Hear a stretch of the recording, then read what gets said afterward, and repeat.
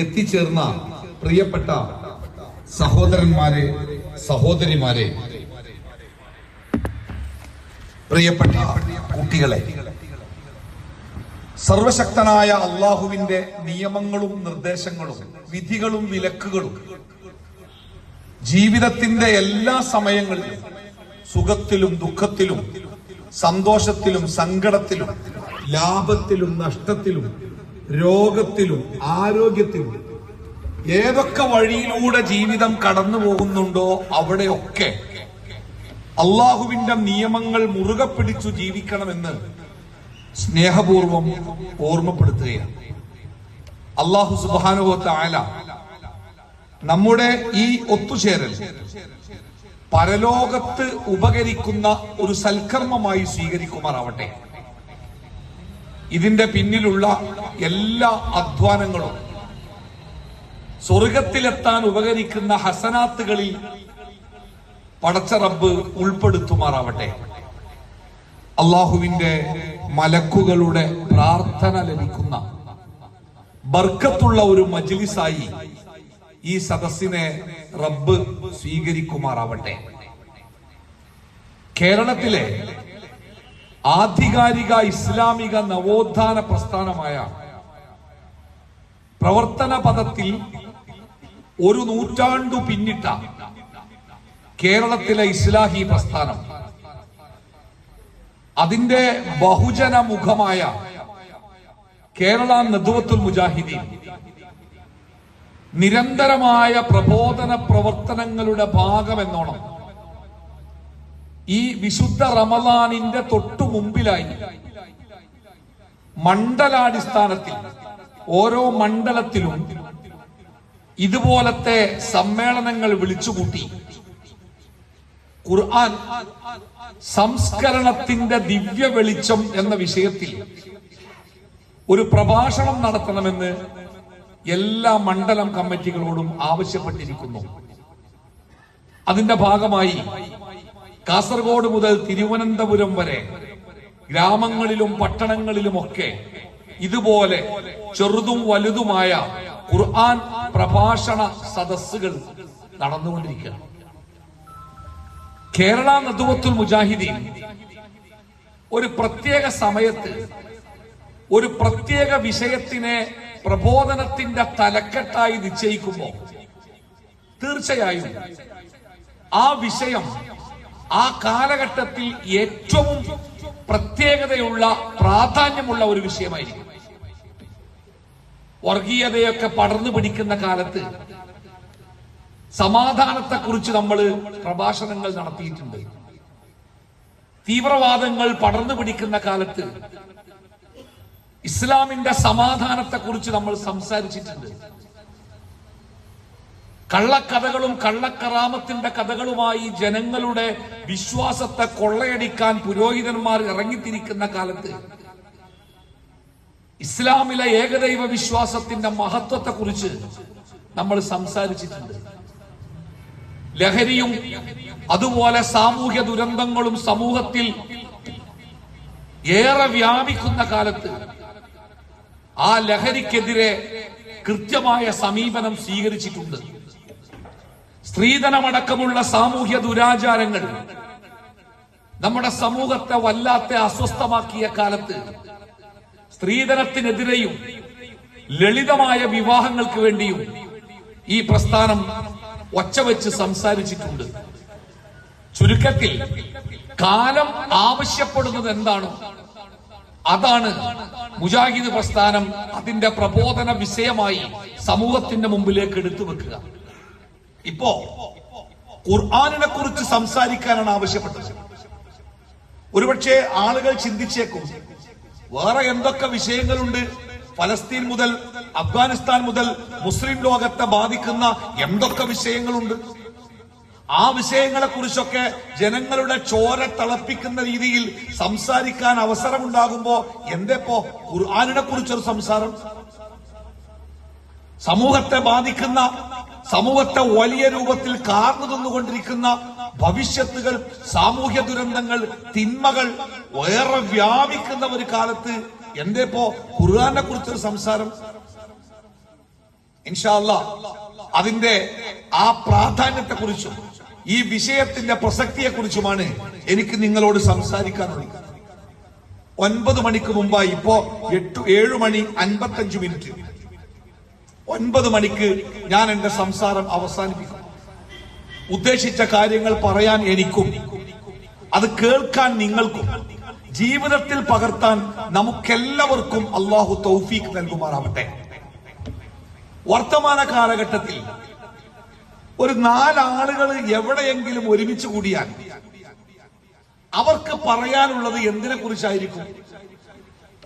നമ്മുടെ ചുറ്റുഭാഗത്ത് നടന്നുകൊണ്ടിരിക്കുന്ന അധർമ്മങ്ങളെ കുറിച്ച്, അസ്വസ്ഥതകളെ കുറിച്ച്, അക്രമങ്ങളെ കുറിച്ച്, അനീതിയെ കുറിച്ച്, വേണ്ടാത്തരങ്ങളെ കുറിച്ച്, നമ്മൾ കേട്ടുകൊണ്ടിരിക്കുന്ന ഭയപ്പെടുത്തുന്ന വാർത്തകൾ, പീഡനം, കൊലപാതകം, അക്രമങ്ങൾ, പിടിച്ചുപറി, രാഷ്ട്രീയമായ അതിക്രമങ്ങൾ, അങ്ങനെ സംസാരിക്കാനുള്ള കാര്യങ്ങളൊക്കെ ഏകദേശം ഇത്തരം കാര്യങ്ങളാണ്. ഒരു പത്രം എടുത്തിട്ട് മറിച്ചു നോക്കിയാൽ സമാധാനത്തോടെ വായിക്കാൻ പറ്റിയ എത്ര വാർത്തകളാണ് ആ പത്രങ്ങളിൽ ഉണ്ടാവാറുള്ളത്? TV തുറന്ന് വാർത്തയൊന്ന് ശ്രദ്ധിക്കാൻ ശ്രമിച്ചാൽ മനസ്സിന് കുളിർമയേകുന്ന എത്ര വാർത്തകളാണ് നമുക്ക് കേൾക്കാൻ പറ്റുക? ബാപ്പ മക്കളെ കൊന്നത്, മക്കള് ബാപ്പയെ കൊന്നത്, ബാപ്പ ഉമ്മയെ കൊന്നത്, ഉമ്മ ബാപ്പയെ കൊന്നത്, ഭർത്താവ് ഭാര്യയെ കൊന്നത്, ഭാര്യ ഭർത്താവിനെ കൊട്ടേഷൻ സംഘത്തെ ഏൽപ്പിച്ചത്, എന്തൊക്കെയാ കേൾക്കുന്നില്ലേ? 4ഉം 5ഉം വയസ്സായ ചെറിയ മക്കളെ പോലും നക്ഷത്ര വേശ്യാലയങ്ങളെ പോലെ പാർപ്പിച്ച് ലോകത്തിലെ വലിയ വലിയ നേതാക്കന്മാരെ കുരുക്കിയ സംഘർഷഭരിതമായ കഥകളാണ് അന്താരാഷ്ട്ര വാർത്തകളായിട്ട് വരെ നമ്മുടെ മുമ്പിലേക്ക് കടന്നു വരാനുള്ളത്. അല്ലേ? ഇതൊക്കെ കേൾക്കുമ്പോ സ്വാഭാവികമായി നമ്മൾ ഇത്തരം ചർച്ചകൾ അവസാനിപ്പിക്കുമ്പോ നമ്മൾ അവസാനം പറയുന്ന വാക്കെന്താരങ്ങള്? കാലത്തിന്റെ ഒടു തന്നെ. എന്താ അങ്ങനെ എല്ലായിടത്തും ഇങ്ങനത്തെ വർത്താനാണ് കേൾക്കാനുള്ളത്? ലോകം അവസാനിക്കാറായി, അല്ലാതെ എന്താ പറയാ? ഒരു നിശ്വാസത്തോടെ നിസ്സഹായതയുടെ വാക്കു പറഞ്ഞ് നമ്മൾ സംസാരം അവസാനിപ്പിക്കും. എന്റെ പ്രിയപ്പെട്ട സഹോദരന്മാരെ, സഹോദരിമാരെ, ഇന്ന് ലോകത്ത് ഉണ്ട് എന്ന് നമ്മൾ പറയുന്ന, നമ്മൾ കേൾക്കുന്ന ഈ ദുരന്ത വർത്തമാനങ്ങളൊക്കെ ഉണ്ടല്ലോ, ഈ വർത്തമാനങ്ങളൊക്കെ അല്ലെങ്കിൽ ഇപ്പോൾ കണ്ടുകൊണ്ടിരിക്കുന്ന ഈ ദുരന്തങ്ങളും അക്രമങ്ങളും അസ്വസ്ഥതകളും അഴിമതികളും അരാജകത്വങ്ങളും ഒക്കെ അത് ഇപ്പൊ ലോകത്ത് പുതിയതായിട്ട് ഉണ്ടായതല്ല. ഇത്തരം കാര്യങ്ങളൊക്കെ മുമ്പേ ഈ ലോകത്ത് ഉണ്ട്. ഇതുപോലെയോ ഇതിനേക്കാൾ ഭീകരമായ രൂപത്തിലോ ലോകത്ത് ഇതൊക്കെ മുമ്പുണ്ട്. ഇപ്പോ ഉദാഹരണം, സ്വവർഗാനുരാഗം. ആണും ആണും അവർ ഒരുമിച്ച് ജീവിക്കുക, പെണ്ണും പെണ്ണും ഒരുമിച്ച് ജീവിക്കുക, വർത്തമാനകാലത്ത് വലിയ ചർച്ചയായ ആധുനിക ചിന്താഗതിയാണ് എന്ന് പ്രചരിപ്പിക്കപ്പെടുന്ന ആധുനികതയുടെ മുഖമാണ് എന്ന് സമൂഹത്തെ തെറ്റിദ്ധരിപ്പിച്ച ഒരാശയം. നമ്മുടെ രാജ്യവും ഭരണാധികാരികളും ഭരണഘടനകളും നമ്മുടെ ഗവൺമെന്റുകളും അതേപോലെ കോടതികളും ഒക്കെ അതിന് അനുവാദം കൊടുത്ത ഒരു കാലം. ഇപ്പൊ ഈ റോഡിലൂടെ, ഈ തൃപ്രയാർ തൃശ്ശൂർ ഈ റോഡിലൂടെ ഒരാണും ആണും കല്യാണം കഴിച്ചിട്ട് രണ്ടാളും കഴുത്തിൽ മാല കെട്ടിട്ട് ഈ റോട്ടിൽ കൂടെ അങ്ങനെ നടന്നു പോവുകയാണെങ്കിൽ നമ്മളൊക്കെ കൗതുകത്തോടെ നോക്കിയാ ഒരു രണ്ടാളും കല്യാണം കഴിച്ചു പോകുക. അതിലിപ്പോ ഏതാ പുതിയാപ്പിള ഏതാ പുതിയെണ്ണ് നമ്മൾ അത്ഭുതത്തോടു കൂടി കൗതുകത്തോട് നോക്കൂലേ? കാരണം എന്താ പറയുക, സംഗതി ഈ വർത്താനൊക്കെ ഉണ്ടെങ്കിലും അപൂർവമായിട്ട് മാത്രമേ ഇത്തരം സംഗതികൾ നമ്മുടെ നാട്ടിൽ നടക്കുന്നുള്ളൂ. എന്നാൽ ഒരു നാട്ടിലെ ജനങ്ങൾ മുഴുവനും ഈ ഒരു വിശ്വാസത്തിന്റെയും ഈ ഒരു സംസ്കാരത്തിന്റെയും ആളുകളായ ഒരു കാലം ഈ ലോകത്തുണ്ടായിരുന്നു എന്ന് വിശുദ്ധ ഖുർആൻ നമുക്ക് പഠിപ്പിച്ചതല്ലേ? മഹാനായ പ്രവാചകൻ ലൂത്ത് നബി അലൈഹിസ്സലാത്തു വസ്സലാമിനെ അള്ളാഹു നിയോഗിച്ച ജനതയുണ്ടല്ലോ, ആ ജനതയുടെ ഏറ്റവും വലിയ അക്രമം എന്ന് പറയുന്നത് ഈ സംസ്കാരമായിരുന്നു. സ്വവർഗാനുരാഗം, ആണും ആണും പെണ്ണും പെണ്ണും. ആ സമൂഹത്തിലേക്കാണ് ലൂത്ത് നബി അലൈഹി സ്വലാത്തു വസ്സലാമിനെ ഒരു പ്രവാചകനായിട്ട് അള്ളാഹു പറഞ്ഞയച്ചത്. അദ്ദേഹം തന്നാലാവുന്ന വിധം ആ ജനതയെ സംസ്കരിക്കാൻ ശ്രമിച്ചപ്പോൾ ഒരു മാറ്റം ഉണ്ടായില്ല. കൂടുതൽ കൂടുതൽ ആപത്തിലേക്കാണ് ആ ജനത പോയത്. ആ ജനതയെ ലോകത്ത് ബാക്കി വെച്ചാൽ അത് ലോകത്തിന് മുഴുവനും അപകടകരമാകുന്നത് കൊണ്ട് തന്നെ ആ ജനതയെ നശിപ്പിക്കാൻ അള്ളാഹ് തീരുമാനിക്കുകയാണ്. ആ ജനതയെ നശിപ്പിക്കാൻ അള്ളാഹു നിശ്ചയിച്ച മലക്കുകൾ ലൂത്ത് നബിയുടെ വീട്ടിലേക്ക് വരുന്നത് നല്ല കാണാൻ ഭംഗിയുള്ള സുന്ദരന്മാരായ സുമുഖന്മാരായ ചെറുപ്പക്കാരുടെ രൂപത്തിലാണ്. ആര് കണ്ടാലും ഒന്ന് ആഗ്രഹിച്ചു പോകുന്ന അങ്ങനത്തെ ചെറുപ്പക്കാർ. ആ നാട്ടിലെ ജനങ്ങളാവട്ടെ കാണാൻ കൊള്ളാവുന്ന ചെറുപ്പക്കാരെ കണ്ടാൽ ഒരു വെറുതെ വിടൂല. അതുപോലെ സംസ്കാരത്തിന്റെ ഭാഗം പരസ്യമാണ്, രഹസ്യമല്ല. അതുകൊണ്ട് തന്നെ ലൂത്ത് നബിക്ക് പേടിയായി. പഠിച്ചോനെ, ഈ ജാതി കാണാൻ ഭംഗിയില്ല, ഇത്രമാത്രം ആകർഷകമായ മുഖമുള്ള ഇത്തരം ചെറുപ്പക്കാര് എന്റെ വീട്ടിലെത്തി എന്ന് പറഞ്ഞാല് ഈ നാട്ടിലെ മനുഷ്യന്മാര് എങ്ങനെയാ ഇവരോട് പെരുമാറുക? അദ്ദേഹം പേടിച്ചു. അദ്ദേഹം രഹസ്യമായിട്ട്, ആ വന്നത് മലക്കളോ ഒന്നും അദ്ദേഹത്തിന് അറിയില്ല, രഹസ്യമായിട്ട് അവരെ വീടിന്റെ ഉള്ളിൽ സൂക്ഷിച്ചു. നിങ്ങൾ പുറത്തിറങ്ങരുതോ, ഇവിടെ ഇരുന്നോളി. പക്ഷേ അവിശ്വാസിയായ ലൂത്ത് നബി അലൈഹി സ്വലാത്തു വസ്സലാമിന്റെ ഭാര്യ ഈ വിവരം അടുക്കളവാതിലിലൂടെ നാട്ടുകാരെ അറിയിക്കുകയാണ്. നാട്ടുകാരെ, വന്നോളി, നിങ്ങൾ ആഗ്രഹിക്കുന്ന, നിങ്ങൾ കണ്ടാൽ ഇഷ്ടപ്പെടുന്ന ഏറ്റവും സൗന്ദര്യമുള്ള കുറച്ച് ആളുകൾ ഞങ്ങളെ വീട്ടിൽ വന്നിട്ടുണ്ട്, മാണെങ്കിൽ വന്ന് പിടിച്ചുകൊണ്ടേക്കോളി. അല്ലേ? ആ നാട്ടിലെ ജനങ്ങൾ സമുദ്രത്തിന്റെ തിരമാലകൾ പോലെ അദ്ദേഹത്തിന്റെ വീട്ടിലേക്ക് ഒഴുകിയെത്തിയ എന്തിനറിയോ? പച്ചക്ക് പട്ടപ്പകല്. ലൂത്തെ, നിന്റെ വീട്ടില് ഞങ്ങൾക്ക് വേണ്ട, ഞങ്ങൾ ഇഷ്ടപ്പെടുന്ന, ഞങ്ങൾ ആഗ്രഹിക്കുന്ന ചില ആളുകള് നിന്റെ വീട്ടിൽ വന്നു എന്ന് കേട്ടല്ലോ, എന്നിട്ട് ഇറക്കി വിട്, ഞങ്ങൾക്ക് അവരെ വേണം, ഞങ്ങൾക്ക് അവരെ വേണം. പരസ്യമായിട്ടാ പറയണേ. ലൂത്ത് നബി പറഞ്ഞു, ദയവ് ചെയ്ത് നിങ്ങൾ എന്നെ അപമാനിക്കരുത്, അതെന്റെ അതിഥികളാണ്, എന്റെ അതിഥികളായി എന്റെ വീട്ടിലേക്ക് വന്ന അവരെ നിങ്ങൾ ഉപദ്രവിക്കരുത്, അത് എന്നെ അപമാനിക്കുന്നതിന് തുല്യമാണ്, നിങ്ങൾ എന്നെ അപമാനിക്കരുത്. ആര് കേൾക്കാൻ? ലൂത്തെ, നിന്റെ പ്രസംഗമൊന്നും വേണ്ട, ഓരങ്ങട്ട് ഇറക്കി വിട്. അവസാനം ലൂത്ത് നബി പറയുന്നുണ്ട്, കൂട്ടരെ, നിന്റെ പെൺമക്കളുണ്ട് ഇവിടെ, നിങ്ങൾ എന്റെ പെൺമക്കളെ നിയമാനുസൃതം കല്യാണം കഴിച്ചോളൂ, ഞാൻ എന്റെ മക്കളെ നിങ്ങൾക്ക് കല്യാണം കഴിപ്പിച്ചു തരാം. എന്നാലും ഈ ഒരു വേണ്ടാവൃത്തിക്ക്, ഈ തോന്നിവാസത്തിന് എന്റെ വീട്ടുമുറ്റത്ത് നിങ്ങൾ ശബ്ദിക്കരുത്. ആര് കേൾക്കാൻ? വെട്ടാൻ വരുന്ന പോത്തിന്റെ കാതില് വേദമോതുന്ന പോലെ ആരും കേട്ടില്ല. ആ ജനത ഇങ്ങനെ, ലൂത്തെ, പ്രസംഗമൊന്നും വേണ്ട, ഇറക്കി വിട്, ഞങ്ങൾക്ക് വേണവരെ ഞങ്ങൾക്ക് ആസ്വദിക്കണം, ഞങ്ങൾക്ക് സുഖിക്കണം, ഞങ്ങൾക്ക് ഉപയോഗിക്കണം, ഞങ്ങൾക്ക് വിട്ടുകൊണ്ട അവരിങ്ങനെ വീട്ടിലേക്ക് തള്ളിക്കേറുക. അവസാനം തന്റെ ദേഷ്യവും തന്റെ നിരാശയും എല്ലാം പാടെ പ്രകടിപ്പിച്ചുകൊണ്ട് അദ്ദേഹം ചോദിക്കുന്ന ഒരു ചോദ്യമുണ്ട്, അലൈസ ഫീകും റജുലുൻ റഷീദ്? അല്ല കൂട്ടരെ, വിവേകമുള്ള ഒരൊറ്റ മനുഷ്യൻ, ഇത് പാടില്ല, ഇത് മോശാണ്, ഇത് വൃത്തികേടാണ്, ഇത് തോന്നിയാസാണ്, നിങ്ങളൊന്ന് പിരിഞ്ഞു പോണം എന്ന് പറയാൻ വിവേകമുള്ള ഒരൊറ്റ മനുഷ്യൻ നിങ്ങളെ നാട്ടിലില്ലേ, നിങ്ങളെ കൂട്ടത്തിലില്ലേ? എന്ത് ഞാൻ പറഞ്ഞാൽ, നിങ്ങള് നമ്മളെ നാട്ടില് അവിടെ ഇവിടെയൊക്കെ ആരൊക്കെയോ ഉണ്ട് എന്ന് നമ്മൾ പറയുന്ന ആ തിന്മകളുണ്ടല്ലോ, ആ തിന്മകളൊക്കെ ഇതിനേക്കാൾ ശക്തമായി തരങ്ങേറിയ ഒരു കാലം ലോകത്തുണ്ട്. അതോടൊപ്പം നമ്മുടെ നാട്ടിലെ ചില എന്താ പറയാ ആധുനികതയുടെ ആളുകളാണ് എന്ന് പറയുന്നവർ, അവർ പറയാണ് ഈ ആണും പെണ്ണും കല്യാണം കഴിക്കുന്നതൊക്കെ പൗരാണിക പഴഞ്ചൻ രീതിയാണ്. ഇപ്പോ ആണും പെണ്ണും ഒക്കെ കല്യാണം കഴിക്കലാണ് ആധുനികത. ആരെ പറഞ്ഞത് ആധുനികതയാണെന്ന്? ഇത് ലോകത്തെ പഴകിപ്പൊളിച്ച, ലോകത്ത് പലവട്ടം ആവർത്തിച്ച് അതിന്റെ പാഠങ്ങൾ മനുഷ്യൻ പഠിച്ച് മനുഷ്യ ജീവിതത്തിന് തന്നെ കനത്ത ഭീഷണിയായതിനാൽ മനുഷ്യലോകം പുറന്തള്ളിയ വൃത്തികേടുകളാ രണ്ടാമത് ഇങ്ങനെ എണീറ്റ് വരുന്നത്. അത് പുതിയതൊന്നല്ല, അത് പണ്ട് ഈ ലോകത്തുണ്ട്. പക്ഷെ അതിന്റെ അപകടം മനസ്സിലാക്കി ഒരു കാലത്തെ ജനത കുഴിച്ചുമൂടിയ ആ വൃത്തികേടുകൾ രണ്ടാമത് ഇങ്ങനെ തലപൊക്കി വരികതൊക്കെ ഇതൊന്നും പുതിയതല്ല.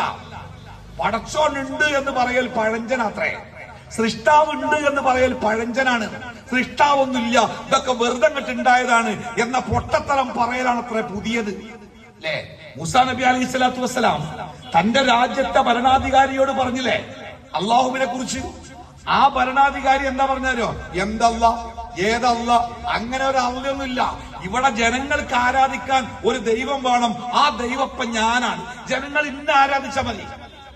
പക്ഷെ മൂസാ നബി അദ്ദേഹത്തോട് ആകാശത്തുള്ള റബ്ബിനെ കുറിച്ച് പറഞ്ഞു. അഹങ്കാരിയായ ആ രാജാവ് തന്റെ മന്ത്രിയോട് പറഞ്ഞൊരു വാക്കുണ്ട് ഖുർആനിൽ, യാ ഹാമാൻ, ഹാമാനെ, നീ നാളെ ഒരു വലിയ ഗോപുരം പണിയണം, അതിന് എത്ര പൈസ ചെലവായാലും വേണ്ടില്ല. ആ ഗോപുരത്തിന്റെ മുകളിൽ കയറി ആകാശം മുഴുവൻ നമുക്കൊന്ന് തെരയണം, എവിടെയാണ് ഈ മൂസ പറയുന്ന അല്ലാഹു? അള്ളാഹു ഇല്ല എന്ന് പറയുന്നത് ഈ ലോകത്തെ പുതിയൊരു വർത്താനല്ല. അത് പണ്ട് മുതലേ ലോകത്ത് പഴകിപ്പൊളിച്ച് ലോകം പലവട്ടം തിരസ്കരിച്ച ഏറ്റവും വിഡ്ഢിത്തം നിറഞ്ഞൊരു വാദമാണ്. നമ്മുടെ പുതിയ ചില കുട്ടികൾക്കൊക്കെ ഈ ഓൺലൈനിലൊക്കെ ഇങ്ങനെ ജീവിക്കുന്ന ചില മക്കൾക്ക് തോന്നുകയാണ് ഇതൊക്കെ ഈ പടച്ചോന്, പള്ളി, ദീന്, ഇസ്ലാം അതൊക്കെ പഴഞ്ചനല്ലേ, ദൈവമൊന്നുമില്ല, സൃഷ്ടാവൊന്നുമില്ല എന്നൊക്കെ പറയലാണ് പുതിയത് എന്ന് വിശ്വസിക്കുന്ന ഒരു ജനത നാട്ടിൽ ഇപ്പോഴുണ്ട്. ഞാൻ പറഞ്ഞെന്താ അറിയോ, നിങ്ങൾക്ക് മനസ്സിലായിട്ടുണ്ടാവും. ഇന്ന് നമ്മൾ ഭയപ്പാടോടുകൂടി കാണുന്ന ഈ അക്രമങ്ങളും അനീതികളും വൃത്തികേടുകളും ഇപ്പൊ പുതിയതായിട്ടുണ്ടായതല്ല. നമ്മൾ സാധാരണ കാലത്തിന്റെ സഞ്ചാരത്തെ കുറിച്ച് പറയുമ്പോ നമ്മൾ ഉപയോഗിക്കുന്ന ഒരു പ്രയോഗം ഉണ്ടല്ലേ, കാലചക്രം കറങ്ങിക്കൊണ്ടിരിക്കും. അങ്ങനല്ല പറയല്, കാലചക്രം കറങ്ങിക്കൊണ്ടിരിക്കും. എന്താണ് ഈ ചക്രത്തിന്റെ പ്രത്യേകത? ചക്രത്തിന് തുടക്കമോ ഒടുക്കമോ ഇല്ല. ഒരു ചക്രം ഇങ്ങനെ മനസ്സിൽ, ഒരു കാളവണ്ടിയുടെ ചക്രം മനസ്സിൽ വിചാരിക്കും. ആ കാളവണ്ടിയുടെ ചക്രത്തിന് ഒരു തുടക്കമല്ല ഒടുക്കമല്ല, അതിങ്ങനെ കറങ്ങും. അത് കറങ്ങിക്കൊണ്ടിരിക്കുമ്പോ വ്യത്യസ്തമായ കാര്യങ്ങൾ ഇങ്ങനെ ആവർത്തിച്ചു കൊണ്ടിരിക്കും. നമ്മുടെയൊക്കെ നാട്ടില് ഈ ഉത്സവ വേദികളിലും കാർണിവലുകളിലും ഒക്കെ വലിയ ആകാശത്തോളം ഉയരുന്ന വലിയ യന്ത്ര ഊഞ്ഞാലുകൾ ഉണ്ടാവാറില്ലേ? നിങ്ങൾ ആ യന്ത്ര ഊഞ്ഞാലിൽ കയറിയിട്ട് ഒരു വട്ടം കറങ്ങി തീർക്കുമ്പോ എന്തൊക്കെയാ കാണുക? ആ കണ്ട കാര്യങ്ങൾ തന്നെയാണ് പിന്നെയും പിന്നെയും പിന്നെയും കറങ്ങുമ്പോഴൊക്കെ കാണുക. അതാണ് കറക്കത്തിന്റെ പ്രത്യേകത. കറങ്ങിക്കൊണ്ടിരിക്കുമ്പോൾ കണ്ടത് തന്നെ ആവർത്തിച്ചു കൊണ്ടിരിക്കും. ലോകത്ത് കാലചക്രം കറങ്ങുകയാണ്. അതുകൊണ്ട് ലോകത്ത് വ്യത്യസ്തമായ കാര്യങ്ങൾ ആവർത്തിച്ചു കൊണ്ടിരിക്കുന്നുണ്ട്.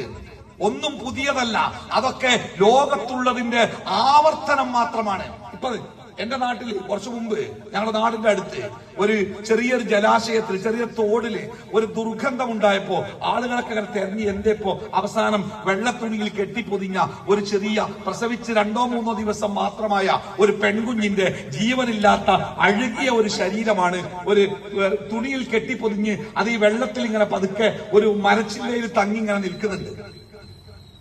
പോലീസിൽ അറിയിച്ച് പോലീസ് വന്ന് സംഗതി ഇതാരുടെ കുട്ടിയാണ്, ഇവര് പ്രൊഫഷണൽ കുറ്റവാളിയൊന്നും അല്ലാത്തത് കൊണ്ട് നാട്ടിലെ ഒരു പാവം സാധാരണ പെൺകുട്ടിക്ക് പിറന്ന കുട്ടിയായതുകൊണ്ട് അത് പെട്ടെന്ന് മനസ്സിലായി ആരെ കുട്ടിയാണ്. കുട്ടിയുടെ വാപ്പാരാന്ന് ആ പെൺകുട്ടിക്ക് അത്ര അറിയില്ല. ഒരിത്തിരി മാനസികമായ സമനില തെറ്റിയ ഒരു പെൺകുട്ടിയായതുകൊണ്ട് തന്നെ ആരാണ് വാപ്പ എന്ന ചോദ്യത്തിന് അവൾക്ക് വ്യക്തമായ മറുപടി ഉണ്ടായിരുന്നില്ല. അവളോട് എന്തിനാണ് നീ ഈ കുട്ടിയെ കൊന്നത് എന്ന ചോദ്യത്തിന് അവൾ പറഞ്ഞ മറുപടി എനിക്ക് വളർത്താൻ കഴിയാത്തത് കൊണ്ട് എന്നാണ്. അതൊരു വാർത്തയായി, കേസായി, നാട്ടിലാകപ്പാടെ ചർച്ചയായി. ഒരു പെൺകുട്ടിയെ മാനസിക അസ്വസ്ഥതയുള്ള അവളുടെ ഉമ്മ കൊന്നു എന്നത്. എന്നാൽ പെൺകുട്ടികളെ കൊന്ന് കുഴിച്ചു മൂടുക എന്നത് അഭിമാനത്തിന്റെയും തറവാടിത്തത്തിന്റെയും അടയാളമായി കണ്ട ഒരു കാലഘട്ടം ഈ ലോകത്തില്ലായിരുന്നോ? വിശുദ്ധ ഖുർആൻ പറഞ്ഞില്ലേ, ഒരു വീട്ടിൽ ഒരു പെൺകുട്ടി ജനിച്ചു എന്ന് വിവരമറിയിക്കപ്പെട്ടാൽ ആ വീട്ടിലെ വീട്ടുകാരന്റെ ഗ്രഹനാഥന്റെ മുഖം കാർമേഘം മൂടിയതുപോലെ കറുത്തുപോകും. ആളുകളൊക്കെ അയാളിങ്ങനെ രൂക്ഷമായി നോക്കും. പെൺകുട്ടിന്റെ വാപ്പ അയാളെ പിന്നെ കാണാനില്ലാതെയാവും. അയാള് വിജന സ്ഥലത്ത് പോയി കുഴി വെട്ടിയിട്ട് തന്റെ വീട്ടിൽ വന്ന് ഉമ്മയുടെ ശരീരത്തോട് ചേർന്ന് കിടക്കുന്ന ആ പെൺകുട്ടിയെ ബലം പ്രയോഗിച്ചെടുത്തുകൊണ്ടുപോയി ആ കുഴിയിലിട്ട് മണ്ണിട്ട് മൂടിയിട്ട് തന്റെ ശരീരത്തിലെ മണ്ണ് തട്ടിക്കളയാതെ കഴുത്തിൽ കൈക്കോട്ട് വെച്ച് അങ്ങാടിയിൽ വന്ന് അദ്ദേഹം ജനക്കൂട്ടത്തോട് അഭിമാനത്തോടു കൂടി പ്രഖ്യാപിക്കും, എന്റെ വീട്ടിൽ പിറന്ന പെണ്ണിനെ ഞാൻ കുഴിച്ചു മൂടിയിരിക്കുന്നു. അതൊരു അഭിമാനമായി കണ്ട ഒരു സംസ്കാരവും ഒരു നാടും ഈ ലോകത്തുണ്ടായിരുന്നു. നിങ്ങളൊക്കെ മക്കയിലൊക്കെ പോകുമ്പോ വിശുദ്ധമായ ഹറമിന്റെ പരിസര പ്രദേശങ്ങളിലുള്ള ചരിത്രപരമായ സ്ഥലങ്ങളൊക്കെ സന്ദർശിക്കുമ്പോ വിശുദ്ധമായ ഹറമിന്റെ മുമ്പിൽ ആ ദാറു തൗഹീദ് ഇന്റർകോണ്ടിനെന്റൽ ഹോട്ടലിന്റെ ഭാഗത്ത് ഒരു ഫയർഫോഴ്സിന്റെ ചെറിയൊരു യൂണിറ്റ് ഉണ്ട്. അതിന്റെ സൈഡിൽ വന്ന് നിങ്ങൾ താഴേക്ക് നോക്കിയാൽ അവിടെ ഇത്തിരി ഭാഗം ഒഴിഞ്ഞു കിടക്കുന്ന സ്ഥലം കാണാം. ഒരു സെന്റ് ഭൂമിക്ക്, ഒരു അടി ഭൂമിക്ക് കോടികൾ വില മതിക്കുന്ന മക്കയിൽ 2 ഏക്കറോളം സ്ഥലം ഭൂമി ഇങ്ങനെ കറുത്ത മണ്ണ് വെറുതെ കിടക്കുക. അവിടെ ഒരു ബോർഡുണ്ട്, അതൊരു മഖ്ബറയാണ്. ആ മഖ്ബറയുടെ ചരിത്രം വായിക്കുമ്പോ നമ്മളോട് പറയുന്ന ചരിത്രത്തിന്റെ ഒരു ഏടുണ്ട്. തൊട്ടപ്പുറത്ത് കാണുന്നത് ജബൽ ഉമറാണ്. ഇന്ന് ജബൽ ഉമർ പ്രൊജക്ട് എന്ന പേരിൽ ഭീമാകാരമായ ഹോട്ടലുകൾ തല ഉയർത്തി നിൽക്കുന്ന ആ സ്ഥലത്ത് കുന്നിൻ പ്രദേശമായിരുന്നു ജബൽ ഉമർ. ആ ഭാഗത്ത് പാർത്തിരുന്ന കുടുംബങ്ങളിൽ പിറക്കുന്ന പെൺകുട്ടികളെ ജീവനോടുകൂടി കുഴിച്ചു മൂടുന്ന സ്ഥലമായിരുന്നു അത്രേ ഈ പ്രദേശം. ആ ചരിത്രം വായിച്ച് അവിടെ ഇങ്ങനെ വെറുതെ നിന്നാല് നമ്മുടെ കാതുകളിൽ വന്നടക്കുന്ന ആ കാറ്റുകളിൽ പോലും പെൺകുഞ്ഞുങ്ങളുടെ ദൈന്യതയുള്ള കരച്ചിലുകൾ നമുക്ക് കേൾക്കാൻ പറ്റും.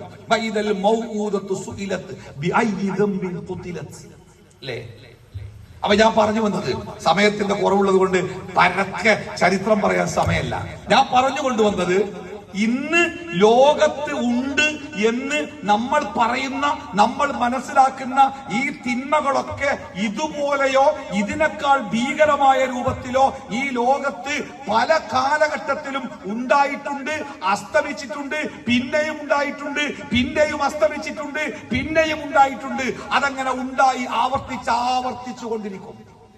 ഓർമ്മയുണ്ടോ 1960കളിലൊക്കെ ഹിപ്പി പ്രസ്ഥാനത്തെ കുറിച്ച് കുറച്ച് പ്രായ ആൾക്കാർക്ക് അറിയാം. മുടിയൊക്കെ നീട്ടി വളർത്തി ഗിത്താറുകളൊക്കെ തൂക്കിയിട്ട് അങ്ങനെ ഒരു പ്രത്യേകമായ ജീവിതത്തിന്റെ ലക്ഷ്യമൊന്നുമില്ലാതെ അങ്ങനെ പാറി നടക്കും, വണ്ടുകളൊന്നും വേളി കഴിക്കാറില്ല എന്നൊക്കെ പാടിയിട്ട് കല്യാണം വേണ്ട, അങ്ങനെ നിയമാനുസൃതം ഇടകൾ വേണ്ട, ഒരു വണ്ടിന് ഏത് പൂവിലും പോയി പൂവ് കുടിക്കാൻ, പിന്നെ തേന് കുടിക്കാൻ സ്വാതന്ത്ര്യമുള്ളതുപോലെ ഏതാണിനും ഏത് പെണ്ണുമായിട്ടും സംഗമിക്കാൻ അനുവാദമുണ്ട് എന്നൊക്കെ പറഞ്ഞ് നീട്ടി വളർത്തിയ മുടിയും തൂക്കിയ ഗിത്താറുകളും അയഞ്ഞ വസ്ത്രങ്ങളുമായി പാട്ടുപാടിയിട്ട് അങ്ങനെ ചെറുപ്പക്കാരുടെ സമൂഹം അലഞ്ഞു നടന്നിരുന്ന ഒരു ഹിപ്പി സംസ്കാരത്തിന്റെ കാലം 1960കളിലൊക്കെ നമ്മുടെ ഓർമ്മയിലുണ്ടാവും.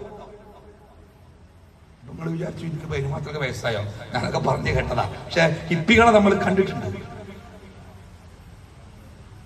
ആ ഹിപ്പി സംസ്കാരം എവിടെ അസ്തമിച്ചേരങ്ങള്? മാനവികതക്ക് മുഴുവനും അപകടമാകുന്ന രൂപത്തിൽ എയ്ഡ്സ് മഹാമാരി മനുഷ്യർക്ക് മേൽ പെയ്തിറങ്ങിയപ്പോ പാറി നടക്കും, വണ്ടുകളൊന്നും വേളി കഴിക്കാറില്ല എന്ന് എഴുതിയ വലിയ ബോർഡുകളുണ്ടല്ലോ, ആ ബോർഡുകളിലെ തലക്കെട്ടുകൾ മാറ്റി എഴുതി. നിങ്ങളുടെ ജീവിതത്തിലെ ലൈംഗിക ബന്ധങ്ങൾ നിങ്ങളുടെ ജീവിത പങ്കാളിയിൽ മാത്രം ഒതുക്കുക എന്ന തലക്കെട്ടിലേക്ക് ആ ബോർഡുകൾ മാറി. ചില പാഠങ്ങളാ. മനുഷ്യൻ ചില തെറ്റുകളിൽ നിന്ന് കരകയറാറ് ചില പാഠങ്ങൾ പഠിക്കുമ്പോഴാണ്.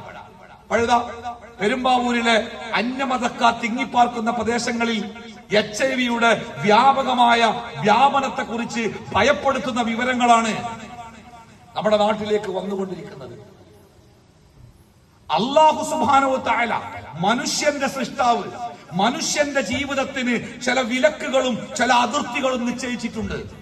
ആ അതിർത്തികൾക്കപ്പുറത്തേക്ക് മനുഷ്യന്മാർ കടന്നു പോകുമ്പോ അത് മനുഷ്യവംശത്തിന്റെ മഹാനാശത്തിന്റെ വഴിയിലേക്കായിരിക്കുമെന്ന് ചരിത്രം പലവട്ടം മനുഷ്യനെ ഓർമ്മപ്പെടുത്തിയതാണ്. പക്ഷെ മനുഷ്യന്റെ ഒരു പ്രത്യേകതയാണ് മറവി എന്നത്. എന്തും മറക്കാൻ മനുഷ്യന് പറ്റും, എന്തും മറക്കാൻ പറ്റും. 4 മക്കൾ ഒരുമിച്ച് ഒരു അപകടത്തിൽ മരിച്ച ഒരു വാപ്പയെയും ഉമ്മയെയും എനിക്കറിയാം. ആ 4 മക്കളുടെ മയ്യത്തിങ്ങനെ പൊതിഞ്ഞ് അടുത്തടുത്ത് വെച്ചതിന്റെ മുമ്പിൽ പോയിട്ട് നെഞ്ചു പൊട്ടാത്ത ഒരു മനുഷ്യനില്ല.